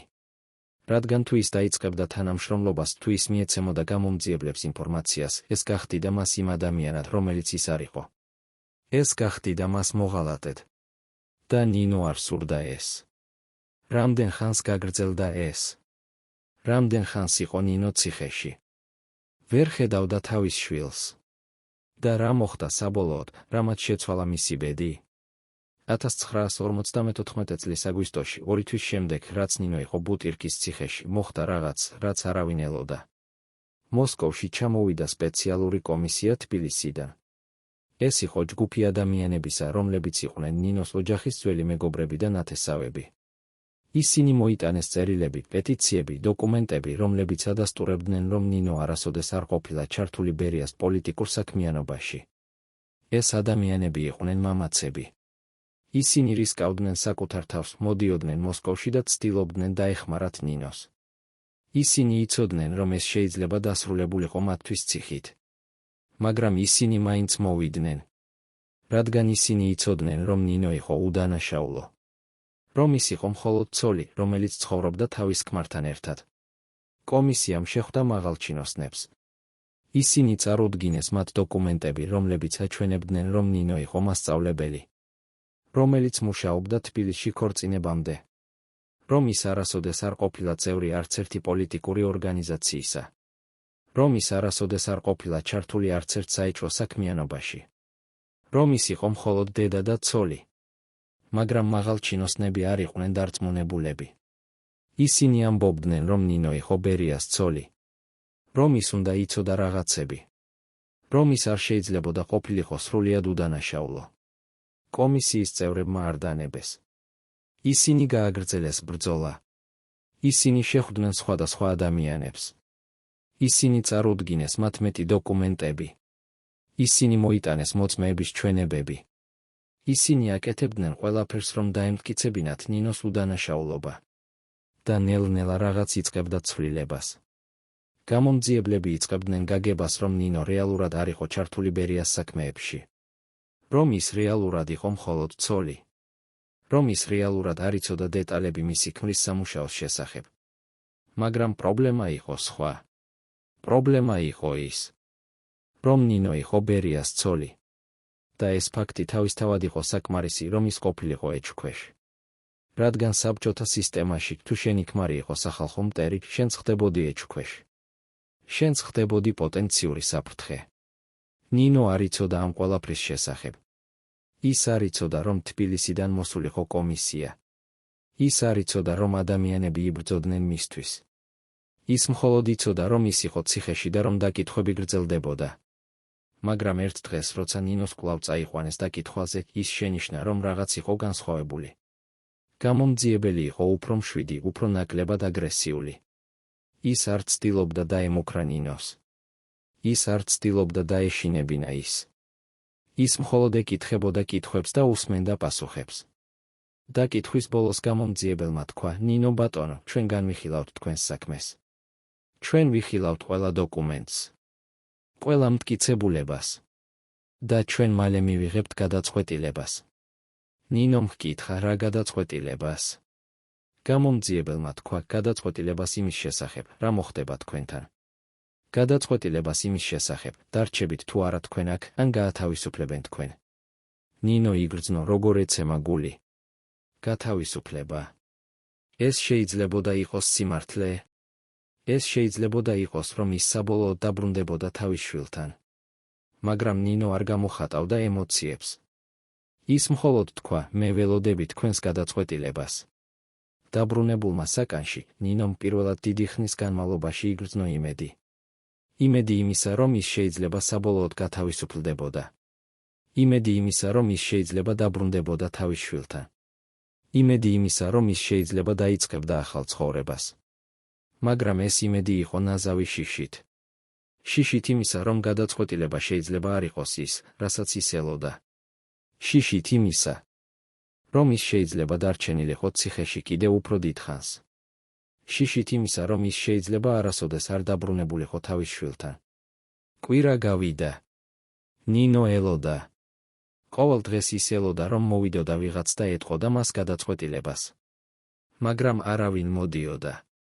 და კითხვები შეწყდა. ნინო იყო მარტო თავის საკანში, ელოდა და ფიქრობდა. რა იყო ის გადაწყვეტილება, რომელსაც იღებდნენ მაღალჩინოსნები? რა ადგილი ჰქონდა ნინოს ამ გადაწყვეტილებაში? და რა როლი ითამაშა თბილისიდან მოსული კომისია ამ ყველაფერში? 1954 წლის სექტემბრის 10 დღეს, ზუსტად 2 თვისა და 21 დღის შემდეგ, რაც ნინო შემოიყვანეს ბუტირკის ციხეში, მოხდა ის, რასაც ის ელოდა. კარზე დააკაკუნეს და შემოვიდა კონვოირი. ის თქვა, ნინო ბატონო, მოემზადეთ. თქვენ გაათავისუფლებენ. ნინო არ შეეძლო დაესწრო იმას, რაც ესმოდა. გათავისუფლება. ეს რეალურად ხდებოდა? ეს რეალურად იყო სიმართლე. კონვოირმა გააგრძელა, თქვენ უნდა მოაწეროთ ხელი რამდენიმე დოკუმენტს. და შემდეგ თქვენ შეგიძლიათ წახვიდეთ. ნინო წამოდგა და მიჰყვა კონვოირს. ისინი გავიდნენ საკანიდან და წავიდნენ გრძელი დერეფნით. იგივე დერეფანი, რომელზეც ნინო დადიოდა ყოველ ღამე, როცა მას იყვანდნენ დაკითხვაზე. მაგრამ ახლა ყველაფერი იყო განსხვავებული. ახლა ის არ მიდიოდა დაკითხვაზე. ახლა ის მიდიოდა თავისუფლებისკენ. ისინი შევიდნენ ოთახში, სადაც იყო რამდენიმე დოკუმენტი მაგიდაზე. ოფიცერმა აუხსნა ნინოს, რომ ეს იყო დოკუმენტები მისი გათავისუფლების შესახებ. რომ ის უნდა მოეწერა ხელი მათზე და რომ შემდეგ ის შეძლებდა წასვლას. ნინომ წაიკითხა დოკუმენტები. ისინი ამბობდნენ, რომ გამოძიება არ იპოვა მტკიცებულებები, რომლებიც დაადასტურებდნენ ნინოს ჩართულობას ბერიას დანაშაულებრივ საქმიანობაში. რომ ნინო გეგეჭკორი გათავისუფლდებოდა ყოველგვარი ბრალდების გარეშე. რომ ის შეძლებდა დაბრუნებულიყო თავის ოჯახთან. ნინომ მოაწერა ხელი დოკუმენტებს. მისი ხელი ოდნავ კანკალებდა. არა შიშისგან, არამედ ემოციებისგან. ემოციებისგან იმისა, რომ ის საბოლოოდ თავისუფალი იყო. რომ ის საბოლოოდ შეძლებდა დაბრუნებულიყო თავის შვილთან. ოფიცერმა აიღო დოკუმენტები და თქვა, ნინო ბატონო, თქვენ თავისუფალი ხართ. მაგრამ თქვენ უნდა იცოდეთ, რომ თქვენ იქნებით ზედამხედველობის ქვეშ. თქვენ უნდა ყოველთვიურად მოხსენება გაუკეთოთ ადგილობრივ ორგანოებს. თქვენ არ შეგიძლიათ დატოვოთ ქალაქი ნებართვის გარეშე. და თქვენ უნდა იყოთ ფრთხილი იმაში, რასაც ამბობთ და რასაც აკეთებთ. ნინომ თქვა, მე მესმის. მე გავაკეთებ ყველაფერს. რაც საჭიროა. ოფიცერმა თავი დაუქნია და თქვა, მაშინ თქვენ შეგიძლიათ წახვიდეთ. ნინო გავიდა ოთახიდან და წავიდა ციხის გასასვლელისკენ. ის გავიდა ციხიდან და პირველად 2 თვის განმავლობაში დაინახა მზე. ის იგრძნო მზის სითბო თავის სახეზე და პირველად დიდი ხნის განმავლობაში ღიმილი გამოუჩნდა. ნინო იდგა ციხის წინ და უყურებდა ქუჩას. ის ხედავდა ადამიანებს, რომლებიც დადიოდნენ. ის ხედავდა მანქანებს, რომლებიც მიდიოდნენ. ის ხედავდა ცხოვრებას, რომელიც გრძელდებოდა. და ის იგრძნო, რომ ის კვლავ იყო ამ ცხოვრების ნაწილი. მაგრამ სად უნდა წასულიყო ახლა? სად იყო მისი შვილი? სად იყო მისი დედა? ნინომ არ იცოდა. ის მხოლოდ იცოდა, რომ ის უნდა მოეძებნა ისინი. რომ ის უნდა დაბრუნებულიყო მათთან. ნინო დაიწყო სიარული. ის არ იცოდა, სად მიდიოდა. ის მხოლოდ დადიოდა და ფიქრობდა. ფიქრობდა იმ ორთვეზე, რომელიც გაატარა ციხეში. ფიქრობდა იმ დაკითხვებზე, რომლებიც გაიარა. ფიქრობდა იმ არჩევანზე, რომელიც გააკეთა. და ის ფიქრობდა იმაზე, რა ელოდა მას წინ. რადგან ნინო იცოდა, რომ მისი ცხოვრება აღარასოდეს იქნებოდა იგივე. ის იცოდა, რომ ის ყოველთვის იქნებოდა ბერიას ქვრივი. რომ ის ყოველთვის იქნებოდა ეჭვ ქვეშ. რომ ის ყოველთვის იქნებოდა ზედამხედველობის ქვეშ. მაგრამ ის ასევე იცოდა, რომ ის იყო თავისუფალი. რომ ის შეძლებდა დაბრუნებულიყო თავის შვილთან. რომ ის შეძლებდა დაეწყო ახალი ცხოვრება. ნინო გააგრძელა სიარული. ის დადიოდა მოსკოვის ქუჩებში და ეძებდა გზას. გზას თავის სახლისკენ. გზას თავის შვილისკენ. გზას თავის ახალი ცხოვრებისკენ.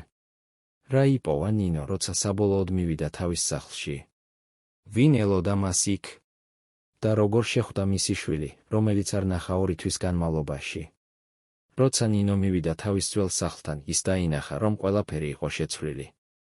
სახლი, სადაც ის ცხოვრობდა ბერიასთან ერთად, აღარ იყო მისი. ის იყო დალუქული. ის იყო ცარიელი. ის იყო მხოლოდ მოგონება იმისა, რაც ოდესღაც იყო. ნინო იდგა სახლის წინ და უყურებდა მას. ის ფიქრობდა იმ 30 წელზე, რომელიც გაატარა ამ სახლში. ის ფიქრობდა იმ მომენტებზე, რომლებიც ჰქონდა აქ. ბედნიერ მომენტებზე, სევდიან მომენტებზე, ჩვეულებრივ მომენტებზე. და ის ფიქრობდა იმაზე, რომ ეს ყველაფერი ახლა იყო მხოლოდ წარსული. ნინომ გაიხსენა, რომ მისი დედა და შვილი უნდა ყოფილიყვნენ მისი დედის სახლში. ის დაიწყო სიარული იმ მიმართულებით. ის დადიოდა ქუჩებში და ხედავდა, როგორ უყურებდნენ მას ადამიანები. ზოგიერთი იცნობდა მას. ზოგიერთი ჩურჩულებდა. ზოგიერთი უბრალოდ უყურებდა. ნინო იცოდა რატომ. ის იცოდა, რომ ის იყო ბერიას ქვრივი.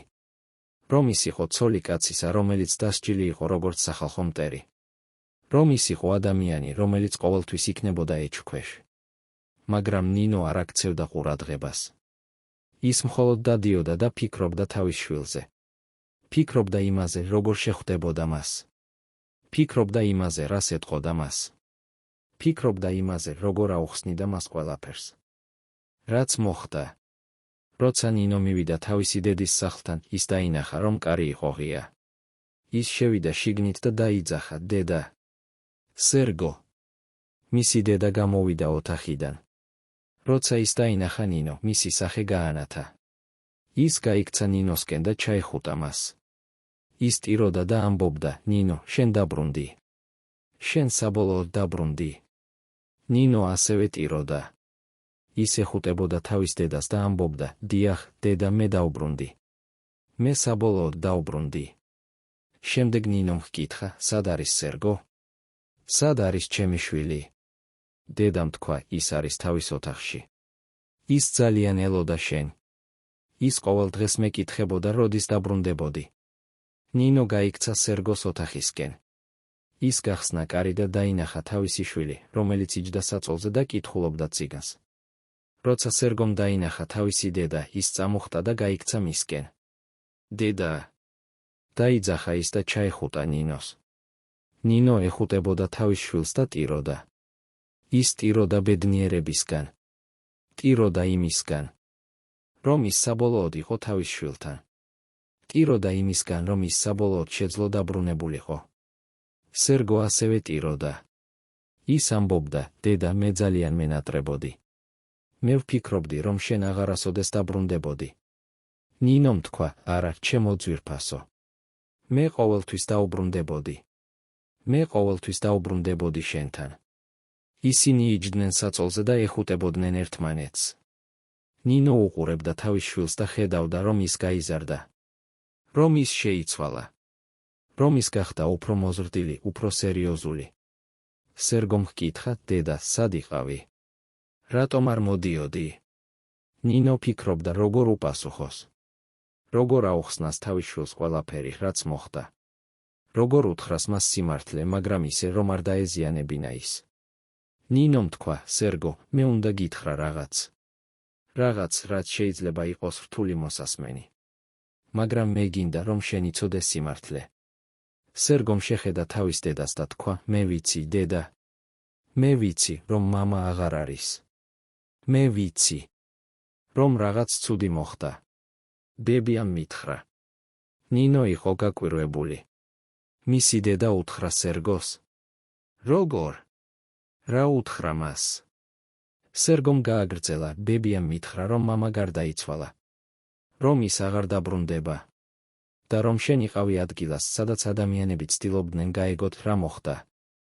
მაგრამ ბებიამ ასევე მითხრა, რომ შენ დაბრუნდებოდი. რომ შენ ყოველთვის დაბრუნდებოდი ჩემთან. ნინო ეხუტებოდა თავის შვილს და ამბობდა, დიახ, ჩემო ძვირფასო. მე ყოველთვის დაუბრუნდებოდი შენთან. ყოველთვის. ისინი იჯდნენ ერთად და საუბრობდნენ. სერგო ეკითხებოდა კითხვებს და ნინო პასუხობდა. ის ცდილობდა უთხრას მას სიმართლე, მაგრამ ისე, რომ არ დაეზიანებინა ის. ის ცდილობდა აუხსნას მას, რომ მათი ცხოვრება შეიცვალა. რომ ისინი აღარ ცხოვრობდნენ იმ სახლში, სადაც ცხოვრობდნენ. რომ ისინი აღარ ჰქონდათ ის ყველაფერი, რაც ჰქონდათ. მაგრამ რომ ისინი ჰქონდათ ერთმანეთი. და ეს იყო ყველაზე მნიშვნელოვანი. სერგომ მოისმინა ყველაფერი და თქვა, დედა, მე არ მაინტერესებს. სად ვცხოვრობთ? მე არ მაინტერესებს, რა გვაქვს. მე მხოლოდ მინდა, რომ შენ იყო ჩემთან. ეს არის ყველაფერი, რაც მე მჭირდება. ნინო ეხუტებოდა თავის შვილს და ტიროდა. ტიროდა ბედნიერებისგან. ტიროდა იმისგან, რომ მისი შვილი იყო ასეთი ჭკვიანი, ასეთი გამბედავი, ასეთი ძლიერი. რა ელოდა ნინოსა და სერგოს წინ. როგორ ცხოვრობდნენ ისინი ახალ რეალობაში.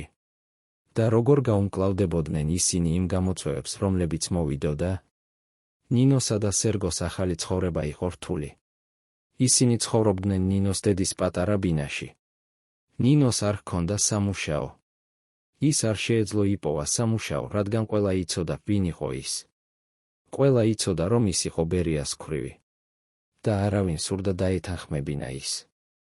ნინო ცდილობდა. ის დადიოდა სხვადასხვა ადგილებში და ეძებდა სამუშაოს. მაგრამ ყოველთვის იყო იგივე პასუხი, ჩვენ ვწუხართ, მაგრამ ჩვენ არ გვაქვს ადგილი თქვენთვის. ნინო იცოდა რატომ. ის იცოდა, რომ ადამიანები ეშინოდათ. ეშინოდათ იმისა, რომ თუ ისინი დაიქირავებდნენ მას, ისინი თავად გახდებოდნენ ეჭქვეშ. ეშინოდათ იმისა, რომ ისინი შეიძლება ჩაეგდოთ პრობლემებში. მაგრამ ნინო არ ანებებდა. ის გააგრძელა ძებნა. ის გააგრძელა ცდა. რადგან ის იცოდა, რომ ის უნდა იპოვა სამუშაო. რომ ის უნდა გამოეკვება თავისი შვილი. რომ ის უნდა შეექმნა მათთვის ახალი ცხოვრება. საბოლოოდ რამდენიმე თვის შემდეგ ნინომ იპოვა სამუშაო. ეს იყო მარტივი სამუშაო ერთ-ერთ ქარხანაში. ის მუშაობდა კონვეიერზე, აკეთებდა მარტივ ოპერაციებს. ეს არ იყო ის, რასაც ის ოდესღაც აკეთებდა. ეს არ იყო ის ცხოვრება, რომელიც მას ჰქონდა. მაგრამ ეს იყო სამუშაო. ეს იყო შემოსავალი. ეს იყო საშუალება გამოეკვება თავისი შვილი. სერგო დადიოდა სკოლაში. ის იყო კარგი მოსწავლე, ჭკვიანი და მშრომელი. მაგრამ ის ასევე განიცდიდა. ის განიცდიდა იმისგან, რომ სხვა ბავშვები იცოდნენ, ვინ იყო მისი მამა. ისინი ხშირად აკეთებდნენ კომენტარებს. ისინი ხშირად ეკითხებოდნენ კითხვებს. ისინი ხშირად აკეთებდნენ რაღაცებს, რაც აზიანებდა სერგოს. მაგრამ სერგო იყო ძლიერი. ის არ აჩვენებდა, რომ ეს აზიანებდა მას. ის მხოლოდ აგრძელებდა სწავლას, აგრძელებდა მუშაობას, აგრძელებდა ცხოვრებას. რადგან ის იცოდა, რომ ეს იყო ის, რასაც მისი დედა სურდა.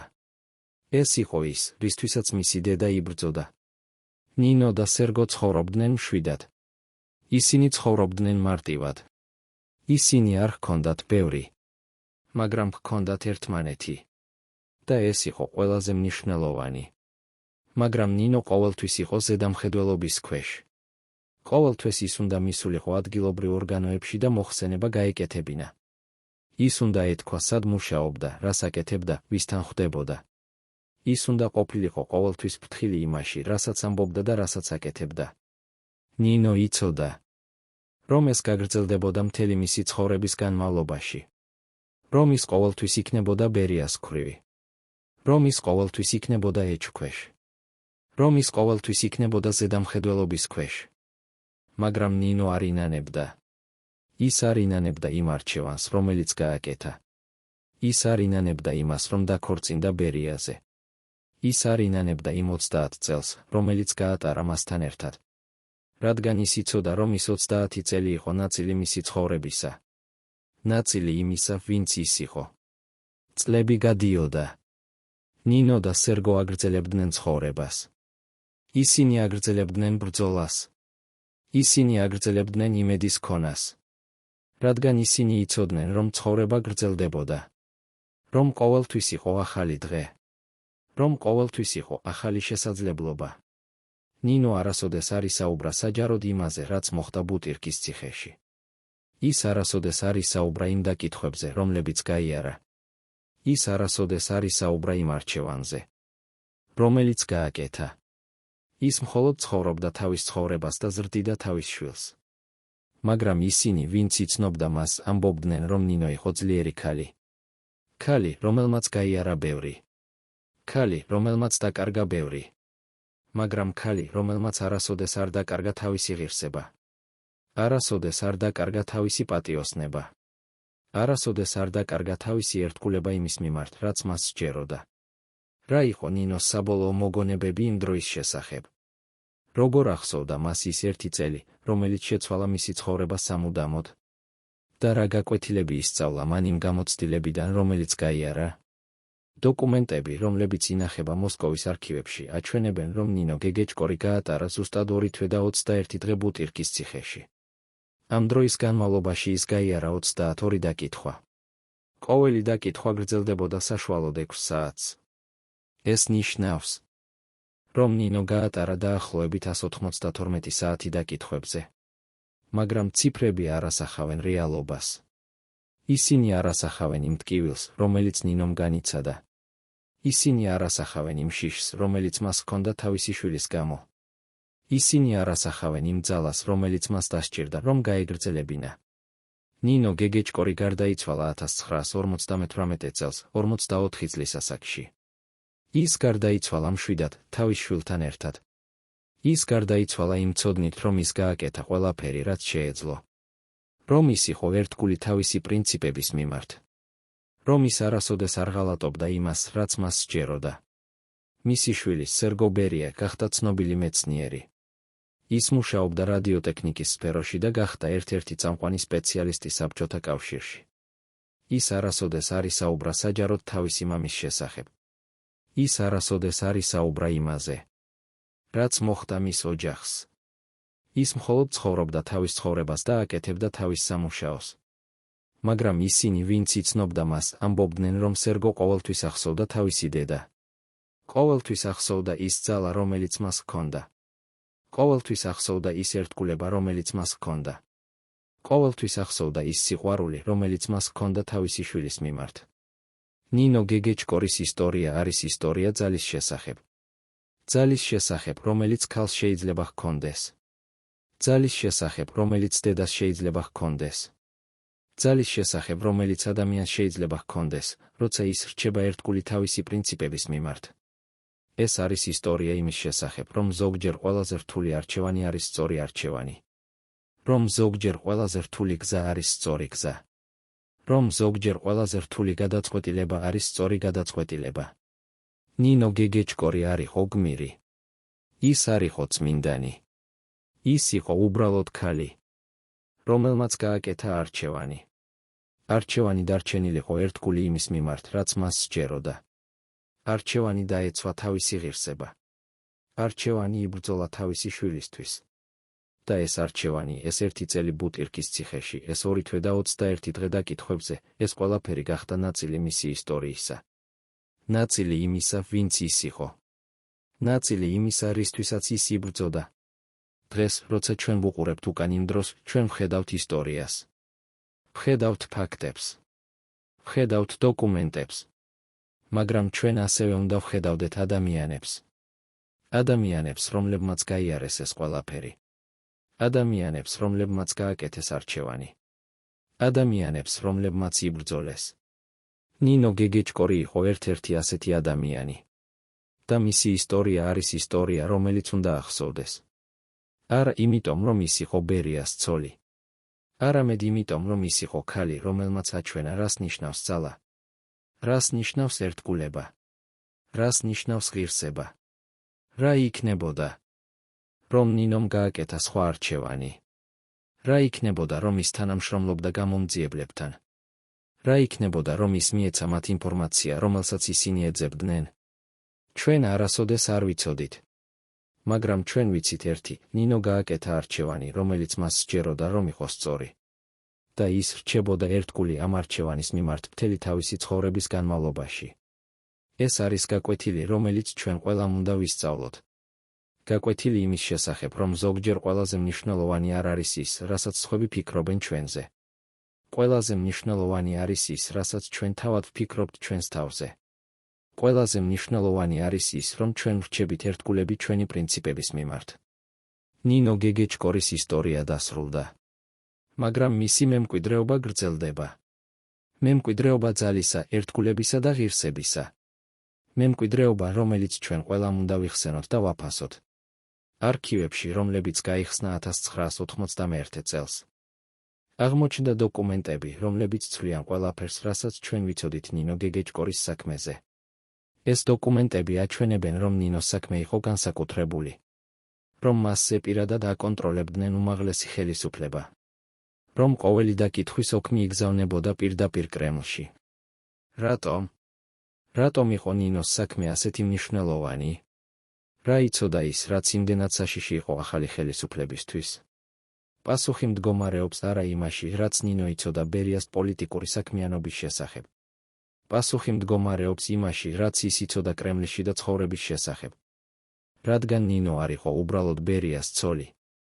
ის იყო ქალი, რომელიც 30 წლის განმავლობაში ესწრებოდა შეხვედრებს, სადაც იყვნენ ყველაზე ძლიერი ადამიანები საბჭოთა კავშირში. ნინო ხედავდა, როგორ იღებდნენ გადაწყვეტილებებს. ის ხედავდა, ვინ იყო რეალურად ძლიერი და ვინ იყო მხოლოდ მარიონეტი.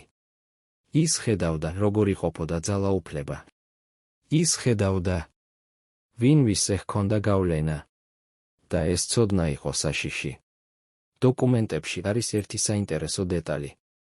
1954 წლის ივლისში, ერთი თვის შემდეგ, რაც ნინო იყო ციხეში, მოხდა რაღაც უჩვეულო. ერთ-ერთ დაკითხვაზე გამოცხადდა ადამიანი, რომელიც არ იყო გამომძიებელი. ეს იყო მაღალჩინოსანი კრემლიდან. ადამიანი, რომლის სახელი დოკუმენტებში არის შავად გადახატული. ეს ადამიანი ესაუბრა ნინოს არა ბერიას საქმიანობაზე, არამედ სტალინზე. ის ეკითხებოდა, რა ხედავდა ნინო სტალინსა და ბერიას ურთიერთობაში. რა საუბრები ჰქონდათ მათ? რა გეგმები განიხილავდნენ ისინი? და ნინო პირველად დაინახა რეალური შიში გამომძიებლის თვალებში. რადგან ეს კითხვები არ იყო ბერიას შესახებ. ეს კითხვები იყო სტალინის მემკვიდრეობის შესახებ. ეს კითხვები იყო იმის შესახებ, ვინ რეალურად იყო ძლიერი. ვინ რეალურად იღებდა გადაწყვეტილებებს. ვინ რეალურად აკონტროლებდა საბჭოთა კავშირს. ნინომ უპასუხა ფრთხილად. ის თქვა, რომ ის იყო მხოლოდ ცოლი. რომ ის არ ერეოდა პოლიტიკაში. რომ ის არ იცოდა დეტალები. მაგრამ მაღალჩინოსანი არ დაკმაყოფილდა. ის აგრძელებდა კითხვებს. ის აგრძელებდა ძებნას. ის აგრძელებდა ცდას გაეგო, რა რეალურად იცოდა ნინო. დაკითხვა გაგრძელდა 8 საათს. 8 საათს, რომლის განმავლობაშიც მაღალჩინოსანი ცდილობდა გატეხა ნინოს. 8 საათს, რომლის განმავლობაშიც ის ცდილობდა მოეპოვებინა ინფორმაცია, რომელიც შეიძლება გამოყენებულიყო ახალი ხელისუფლების მიერ. მაგრამ ნინო არ ტეხდებოდა. ის რჩებოდა მყარი. ის რჩებოდა ფრთხილი. ის რჩებოდა ერთგული არა ბერიას მიმართ, არამედ საკუთარი პრინციპების მიმართ. რადგან ის იცოდა, რომ თუ ის დაიწყებდა საუბარს სტალინზე, თუ ის დაიწყებდა საუბარს კრემლში და ცხოვრებაზე, ეს გახდიდა მას იარაღად პოლიტიკურ თამაშში. და ნინო არ სურდა ეს. ის არ სურდა იყოს ნაწილი იმ თამაშისა, რომელიც ანადგურებდა ადამიანებს. ის არ სურდა იყოს ნაწილი იმ სისტემისა, რომელიც იყენებდა ადამიანებს როგორც ინსტრუმენტებს. როცა დაკითხვა დასრულდა, მაღალჩინოსანმა თქვა რაღაც, რაც ნინოს ყოველთვის ახსოვდა. ის თქვა, ნინო ბატონო, თქვენ ხართ ჭკვიანი ქალი. ძალიან ჭკვიანი. და ეს შეიძლება იყოს თქვენი ხსნა ან თქვენი წყევლა. ეს დამოკიდებულია იმაზე, როგორ გამოიყენებთ თქვენ ამ ჭკუას. ნინო დაბრუნდა საკანში და ფიქრობდა ამ სიტყვებზე. ის ფიქრობდა იმაზე, რას ნიშნავდა ეს. ის ფიქრობდა იმაზე, რა საფრთხე ელოდა მას. და ის ფიქრობდა იმაზე, როგორ შეეძლო დაეცვა თავისი თავი და თავისი შვილი. რადგან ნინო ახლა გაიგო რაღაც მნიშვნელოვანი. ის გაიგო, რომ მისი საქმე არ იყო მხოლოდ ბერიას შესახებ. ის იყო უფრო დიდი თამაშის ნაწილი. თამაშის, სადაც ხდებოდა ბრძოლა ძალაუფლებისთვის. თამაშის, სადაც ყოველი ადამიანი, რომელიც იცოდა ძალიან ბევრი, იყო პოტენციური საფრთხე. რა იყო ის ინფორმაცია, რომელსაც ეძებდნენ კრემლიდან? რა საიდუმლოებები ინახებოდა ნინოს მეხსიერებაში? და რატომ იყო ეს საიდუმლოებები იმდენად საშიში, რომ მათზე პირადად აკონტროლებდნენ უმაღლესი ხელისუფლება? 1954 წლის აგვისტოში 2 კვირის წინ, სანამ ნინო გათავისუფლდებოდა, მოხდა რაღაც, რაც ახსნის, რატომ გადაწყვიტეს მისი გათავისუფლება. მოსკოვში ჩამოვიდა დელეგაცია საერთაშორისო წითელი ჯვრიდან. ისინი მოითხოვდნენ ინფორმაციას პოლიტიკური პატიმრების შესახებ.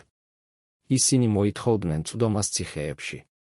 ისინი მოითხოვდნენ გარანტიებს, რომ პატიმრები არ განიცდიდნენ ძალადობას. საბჭოთა ხელისუფლება იყო რთულ მდგომარეობაში. ერთი მხრივ ისინი არ სურდათ გაეხსნათ თავიანთი ციხეების საერთაშორისო დაკვირვებისთვის. მეორე მხრივ ისინი არ სურდათ გამხდარიყვნენ საერთაშორისო სკანდალის ნაწილი.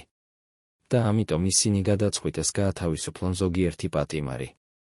პატიმრები, რომლებზეც არ იყო მყარი მტკიცებულებები. პატიმრები, რომლებიც შეიძლება წარმოდგენილიყვნენ როგორც უდანაშაულოდ დაკავებულები. პატიმრები, რომელთა გათავისუფლება აჩვენებდა, რომ საბჭოთა სისტემა იყო სამართლიანი. ნინო გეგეჭკორი იყო ერთ-ერთი ასეთი პატიმარი. ის იყო ქალი, რომელზეც არ იყო მტკიცებულებები. ის იყო ქალი, რომელიც შეიძლება წარმოდგენილიყო როგორც უბრალოდ ცოლი, რომელიც არაფერი იცოდა. ის იყო ქალი, რომლის გათავისუფლება აჩვენებდა, რომ საბჭოთა სისტემა არ სჯიდა უდანაშაულოებს. მაგრამ ეს გადაწყვეტილება არ იყო მარტივი. რადგან ნინო რეალურად იცოდა ბევრი. ის რეალურად იყო საფრთხე. და ამიტომ, როცა გადაწყვიტეს მისი გათავისუფლება, ასევე გადაწყვიტეს, რომ ის იქნებოდა მუდმივი ზედამხედველობის ქვეშ. დოკუმენტები აჩვენებენ, რომ ნინოს გათავისუფლების შემდეგ მას ჰყავდა მუდმივი დაკვირვება. ადამიანები, რომლებიც აკვირდებოდნენ, სად დადიოდა ის. ვისთან ხვდებოდა ის. რას საუბრობდა ის. ყოველი მისი ნაბიჯი იყო კონტროლის ქვეშ. ნინო იცოდა ამის შესახებ. ის ხედავდა იმ ადამიანებს, რომლებიც მიჰყვებოდნენ მას. ის იცოდა, რომ მისი ტელეფონი იყო მოსმენის ქვეშ. ის იცოდა, რომ მისი წერილები იყო წაკითხული. მაგრამ ის არაფერს არ ამბობდა. ის მხოლოდ ცხოვრობდა თავის ცხოვრებას და ცდილობდა იყოს ნორმალური დედა თავისი შვილისთვის.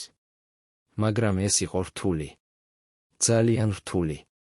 რადგან ნინო იცოდა, რომ ყოველი მისი სიტყვა, ყოველი მისი მოქმედება შეიძლება გამოყენებულიყო მის წინააღმდეგ.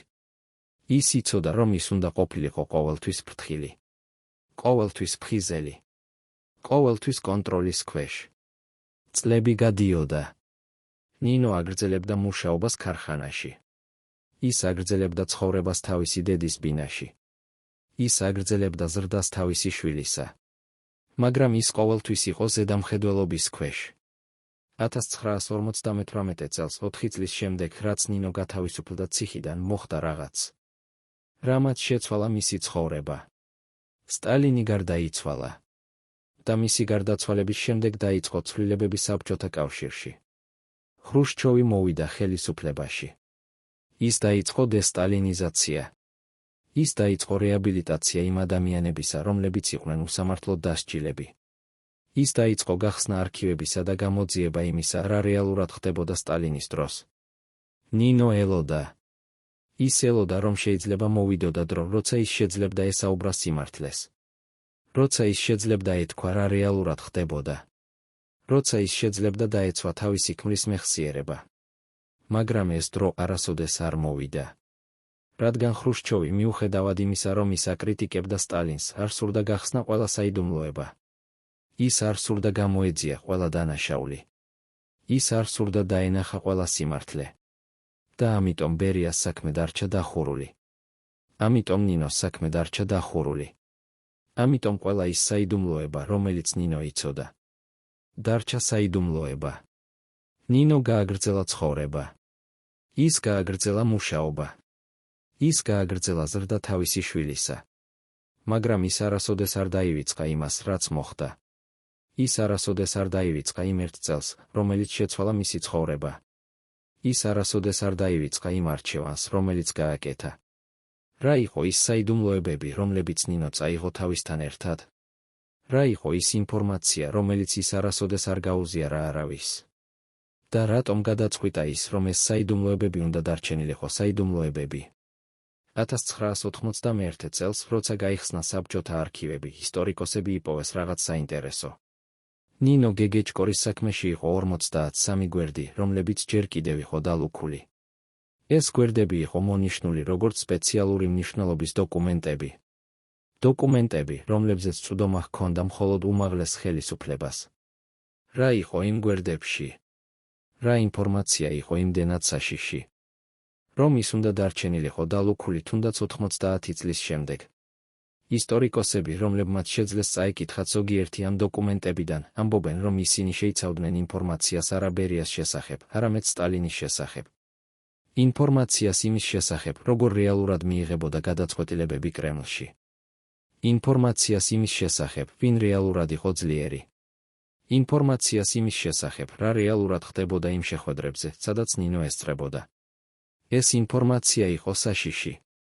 არა იმიტომ, რომ ის ამხელდა დანაშაულებს.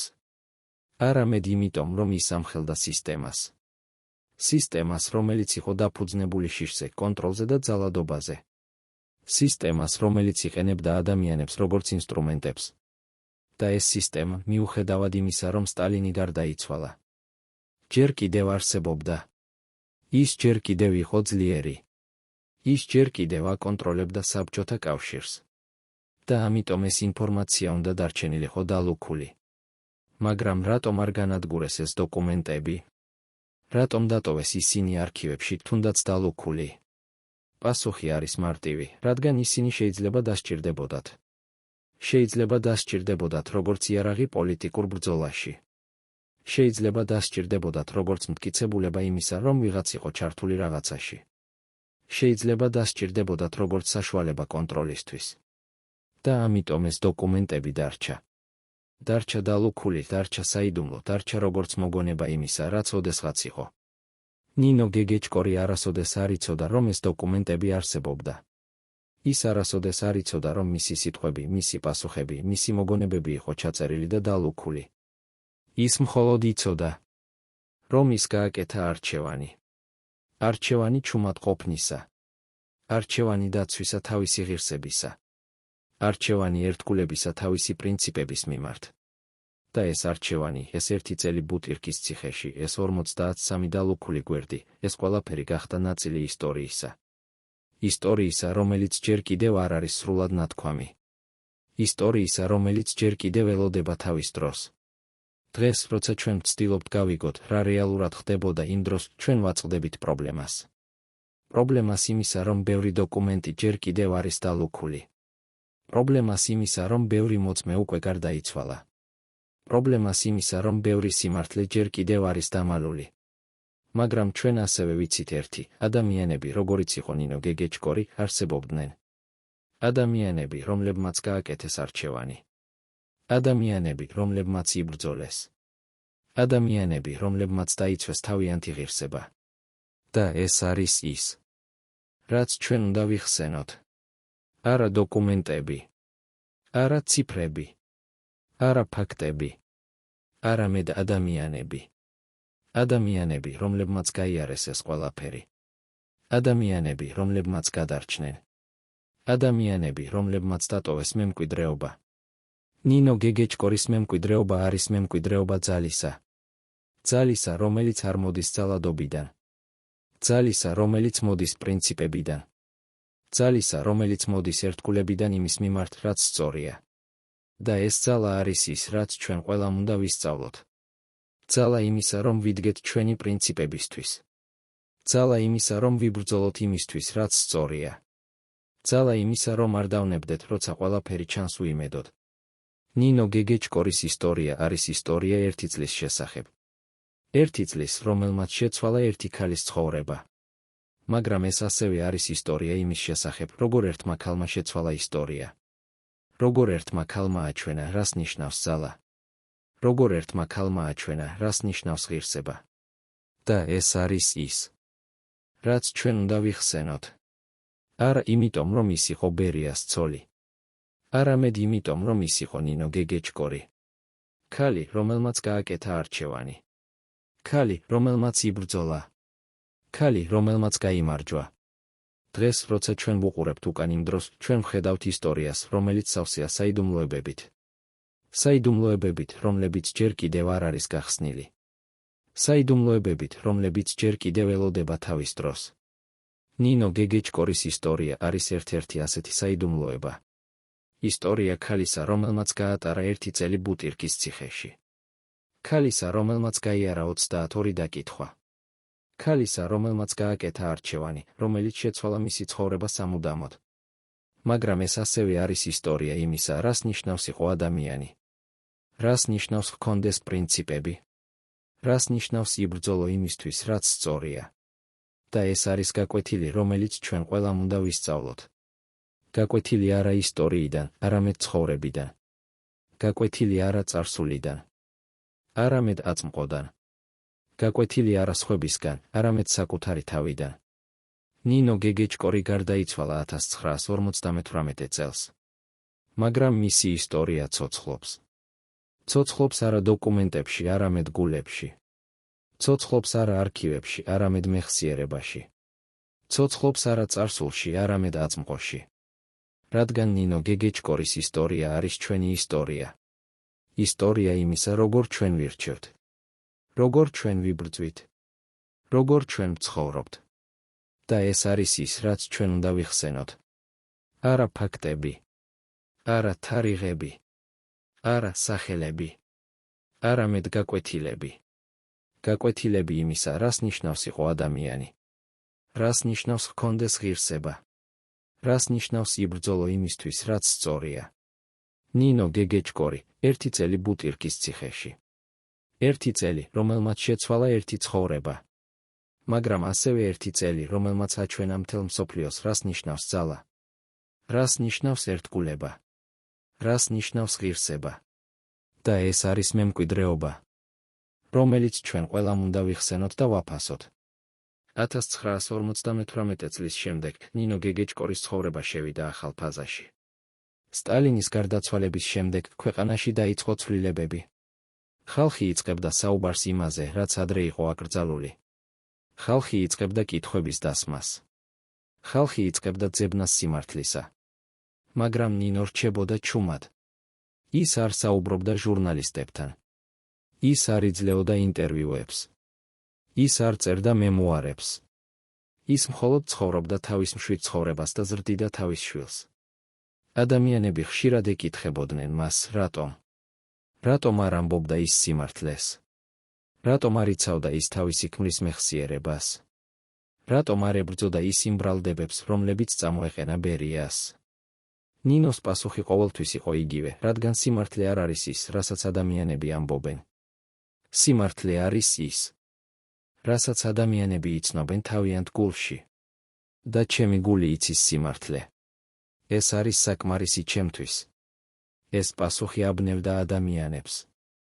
ისინი არ ესმოდათ, როგორ შეეძლო ნინოს ყოფილიყო ასეთი მშვიდი. როგორ შეეძლო მას ყოფილიყო ასეთი ძლიერი. როგორ შეეძლო მას ცხოვრება გაეგრძელებინა, როცა მთელი მსოფლიო მსჯელობდა მის ქმარზე როგორც მონსტრზე. მაგრამ ნინო იცოდა რაღაც, რასაც სხვები არ იცოდნენ. ის იცოდა, რომ ისტორია არ არის შავი და თეთრი. ის იცოდა, რომ ადამიანები არ არიან მხოლოდ კარგები ან ცუდები. ის იცოდა, რომ სიმართლე ყოველთვის არის უფრო რთული, ვიდრე ჩანს.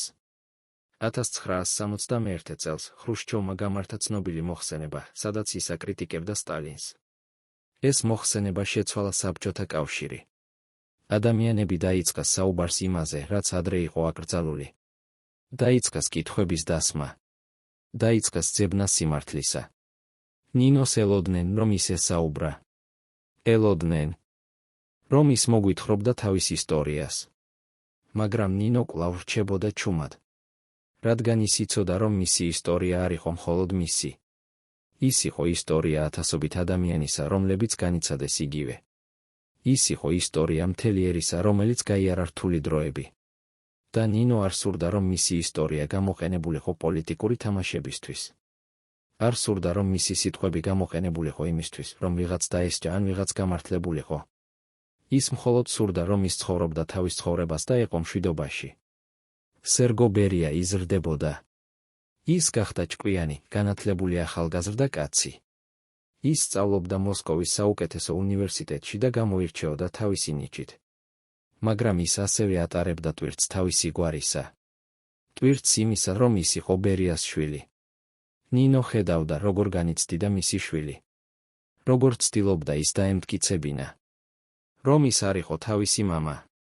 როგორ ცდილობდა ის შექმნა საკუთარი იდენტობა. და ნინო ეხმარებოდა მას. ეხმარებოდა არა სიტყვებით, არამედ თავისი მაგალითით. ის აჩვენებდა მას, როგორ ყოფილიყო ძლიერი. როგორ ყოფილიყო ღირსეული. როგორ ყოფილიყო ერთგული თავისი პრინციპების მიმართ. და სერგო სწავლობდა.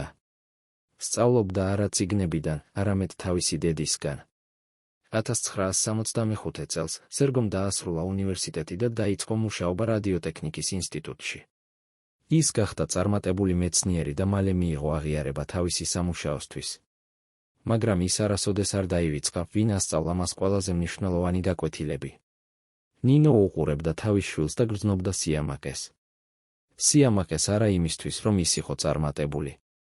არამედ იმისთვის, რომ ის იყო კარგი ადამიანი. იმისთვის, რომ ის ჰქონდა პრინციპები. იმისთვის, რომ ის იყო ძლიერი. წლები გადიოდა. ნინო ხდებოდა უფრო ასაკოვანი. მისი ჯანმრთელობა იწყებდა გაუარესებას. მაგრამ მისი სული რჩებოდა ძლიერი. მისი გული რჩებოდა ღია. მისი რწმენა რჩებოდა მყარი. 1958 წლის ზამთარში ნინო გეგეჭკორი დაავადდა. ექიმები ამბობდნენ, რომ ეს იყო გულის პრობლემა. მაგრამ ნინო იცოდა, რომ ეს იყო უფრო მეტი. ეს იყო დაღლილობა.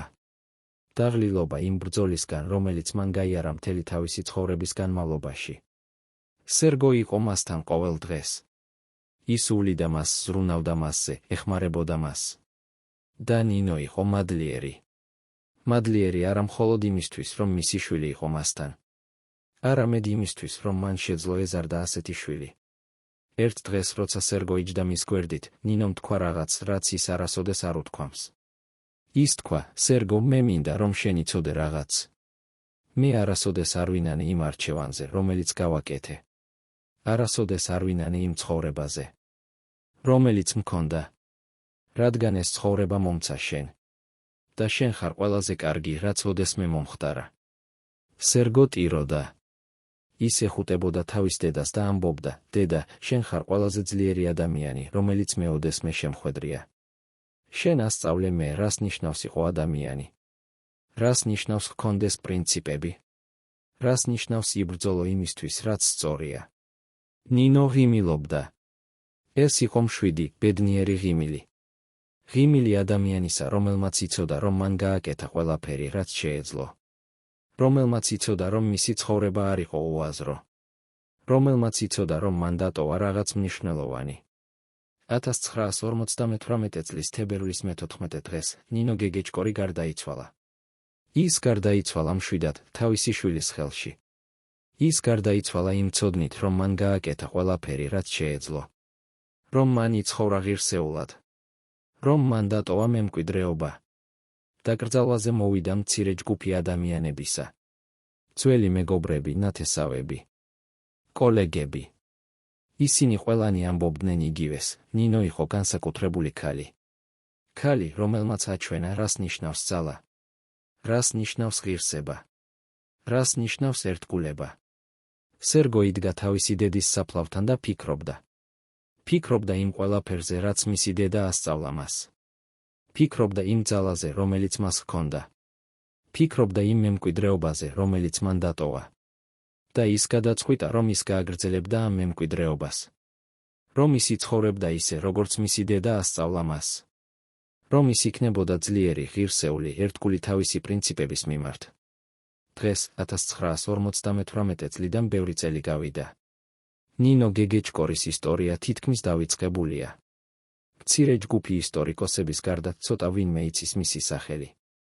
ცოტა ვინმე იცის მისი ისტორია. ცოტა ვინმე იცის, რა გაიარა მან. მაგრამ ეს არ ნიშნავს, რომ მისი მემკვიდრეობა დაიკარგა. რადგან მემკვიდრეობა არ არის მხოლოდ სახელები და თარიღები. მემკვიდრეობა არის გაკვეთილები. გაკვეთილები, რომლებიც გადაეცემა თაობიდან თაობას. ნინო გეგეჭკორის გაკვეთილი არის მარტივი, იყავი ერთგული თავისი პრინციპების მიმართ. იბრძოლე იმისთვის, რაც სწორია. არ დანებდე, როცა ყველაფერი ჩანს ვიმედოდ.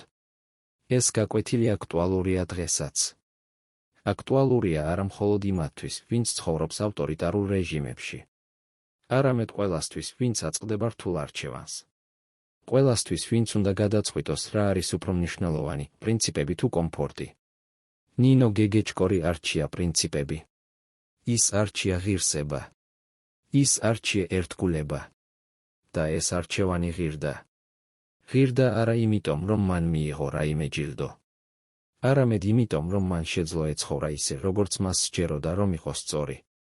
დღეს, როცა ჩვენ ვკითხულობთ ნინოს ისტორიას, ჩვენ უნდა ვიკითხოთ საკუთარ თავს, რას ავირჩევდით ჩვენ მის ადგილზე.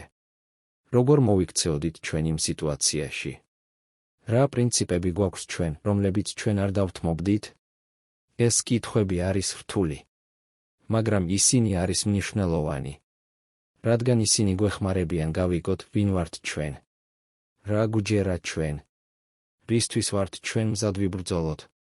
ნინო გეგეჭკორის ისტორია არის ისტორია ერთი წლის შესახებ. ერთი წლის ბუტირკის ციხეში. ერთი წლის დაკითხვებზე.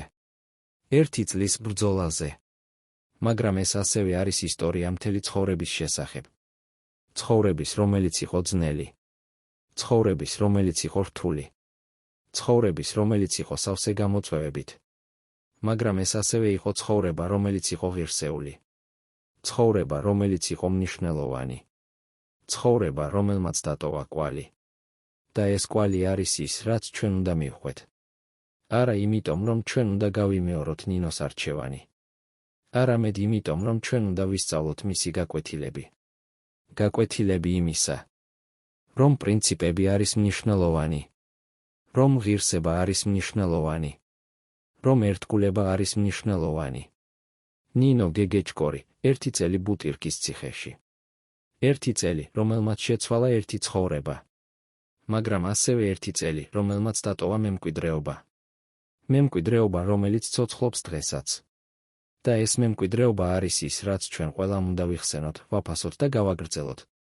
ბუტირკის ციხის არქივებში ჯერ კიდევ ინახება ის 53 დალუქული გვერდი. ისინი ელოდებიან თავიანთ დროს. ელოდებიან იმ მომენტს, როცა ისტორია იქნება მზად მოისმინოს სრული სიმართლე. მაგრამ სანამ ეს დრო მოვა, ჩვენ გვაქვს ნინო გეგეჭკორის ისტორია. ისტორია ქალისა, რომელმაც აჩვენა, რას ნიშნავს ძალა. რას ნიშნავს ღირსება. რას ნიშნავს ერთგულება. და ეს ისტორია არის საკმარისი. საკმარისი იმისთვის, რომ ჩვენ ვისწავლოთ. საკმარისი იმისთვის, რომ ჩვენ გავიგოთ. საკმარისი იმისთვის, რომ ჩვენ გავაგრძელოთ. ნინო გეგეჭკორი, ერთი წელი ბუტირკის ციხეში. ერთი ქალი. ერთი ისტორია. ერთი მემკვიდრეობა. მემკვიდრეობა, რომელიც ჩვენ ყველამ უნდა ვიხსენოთ.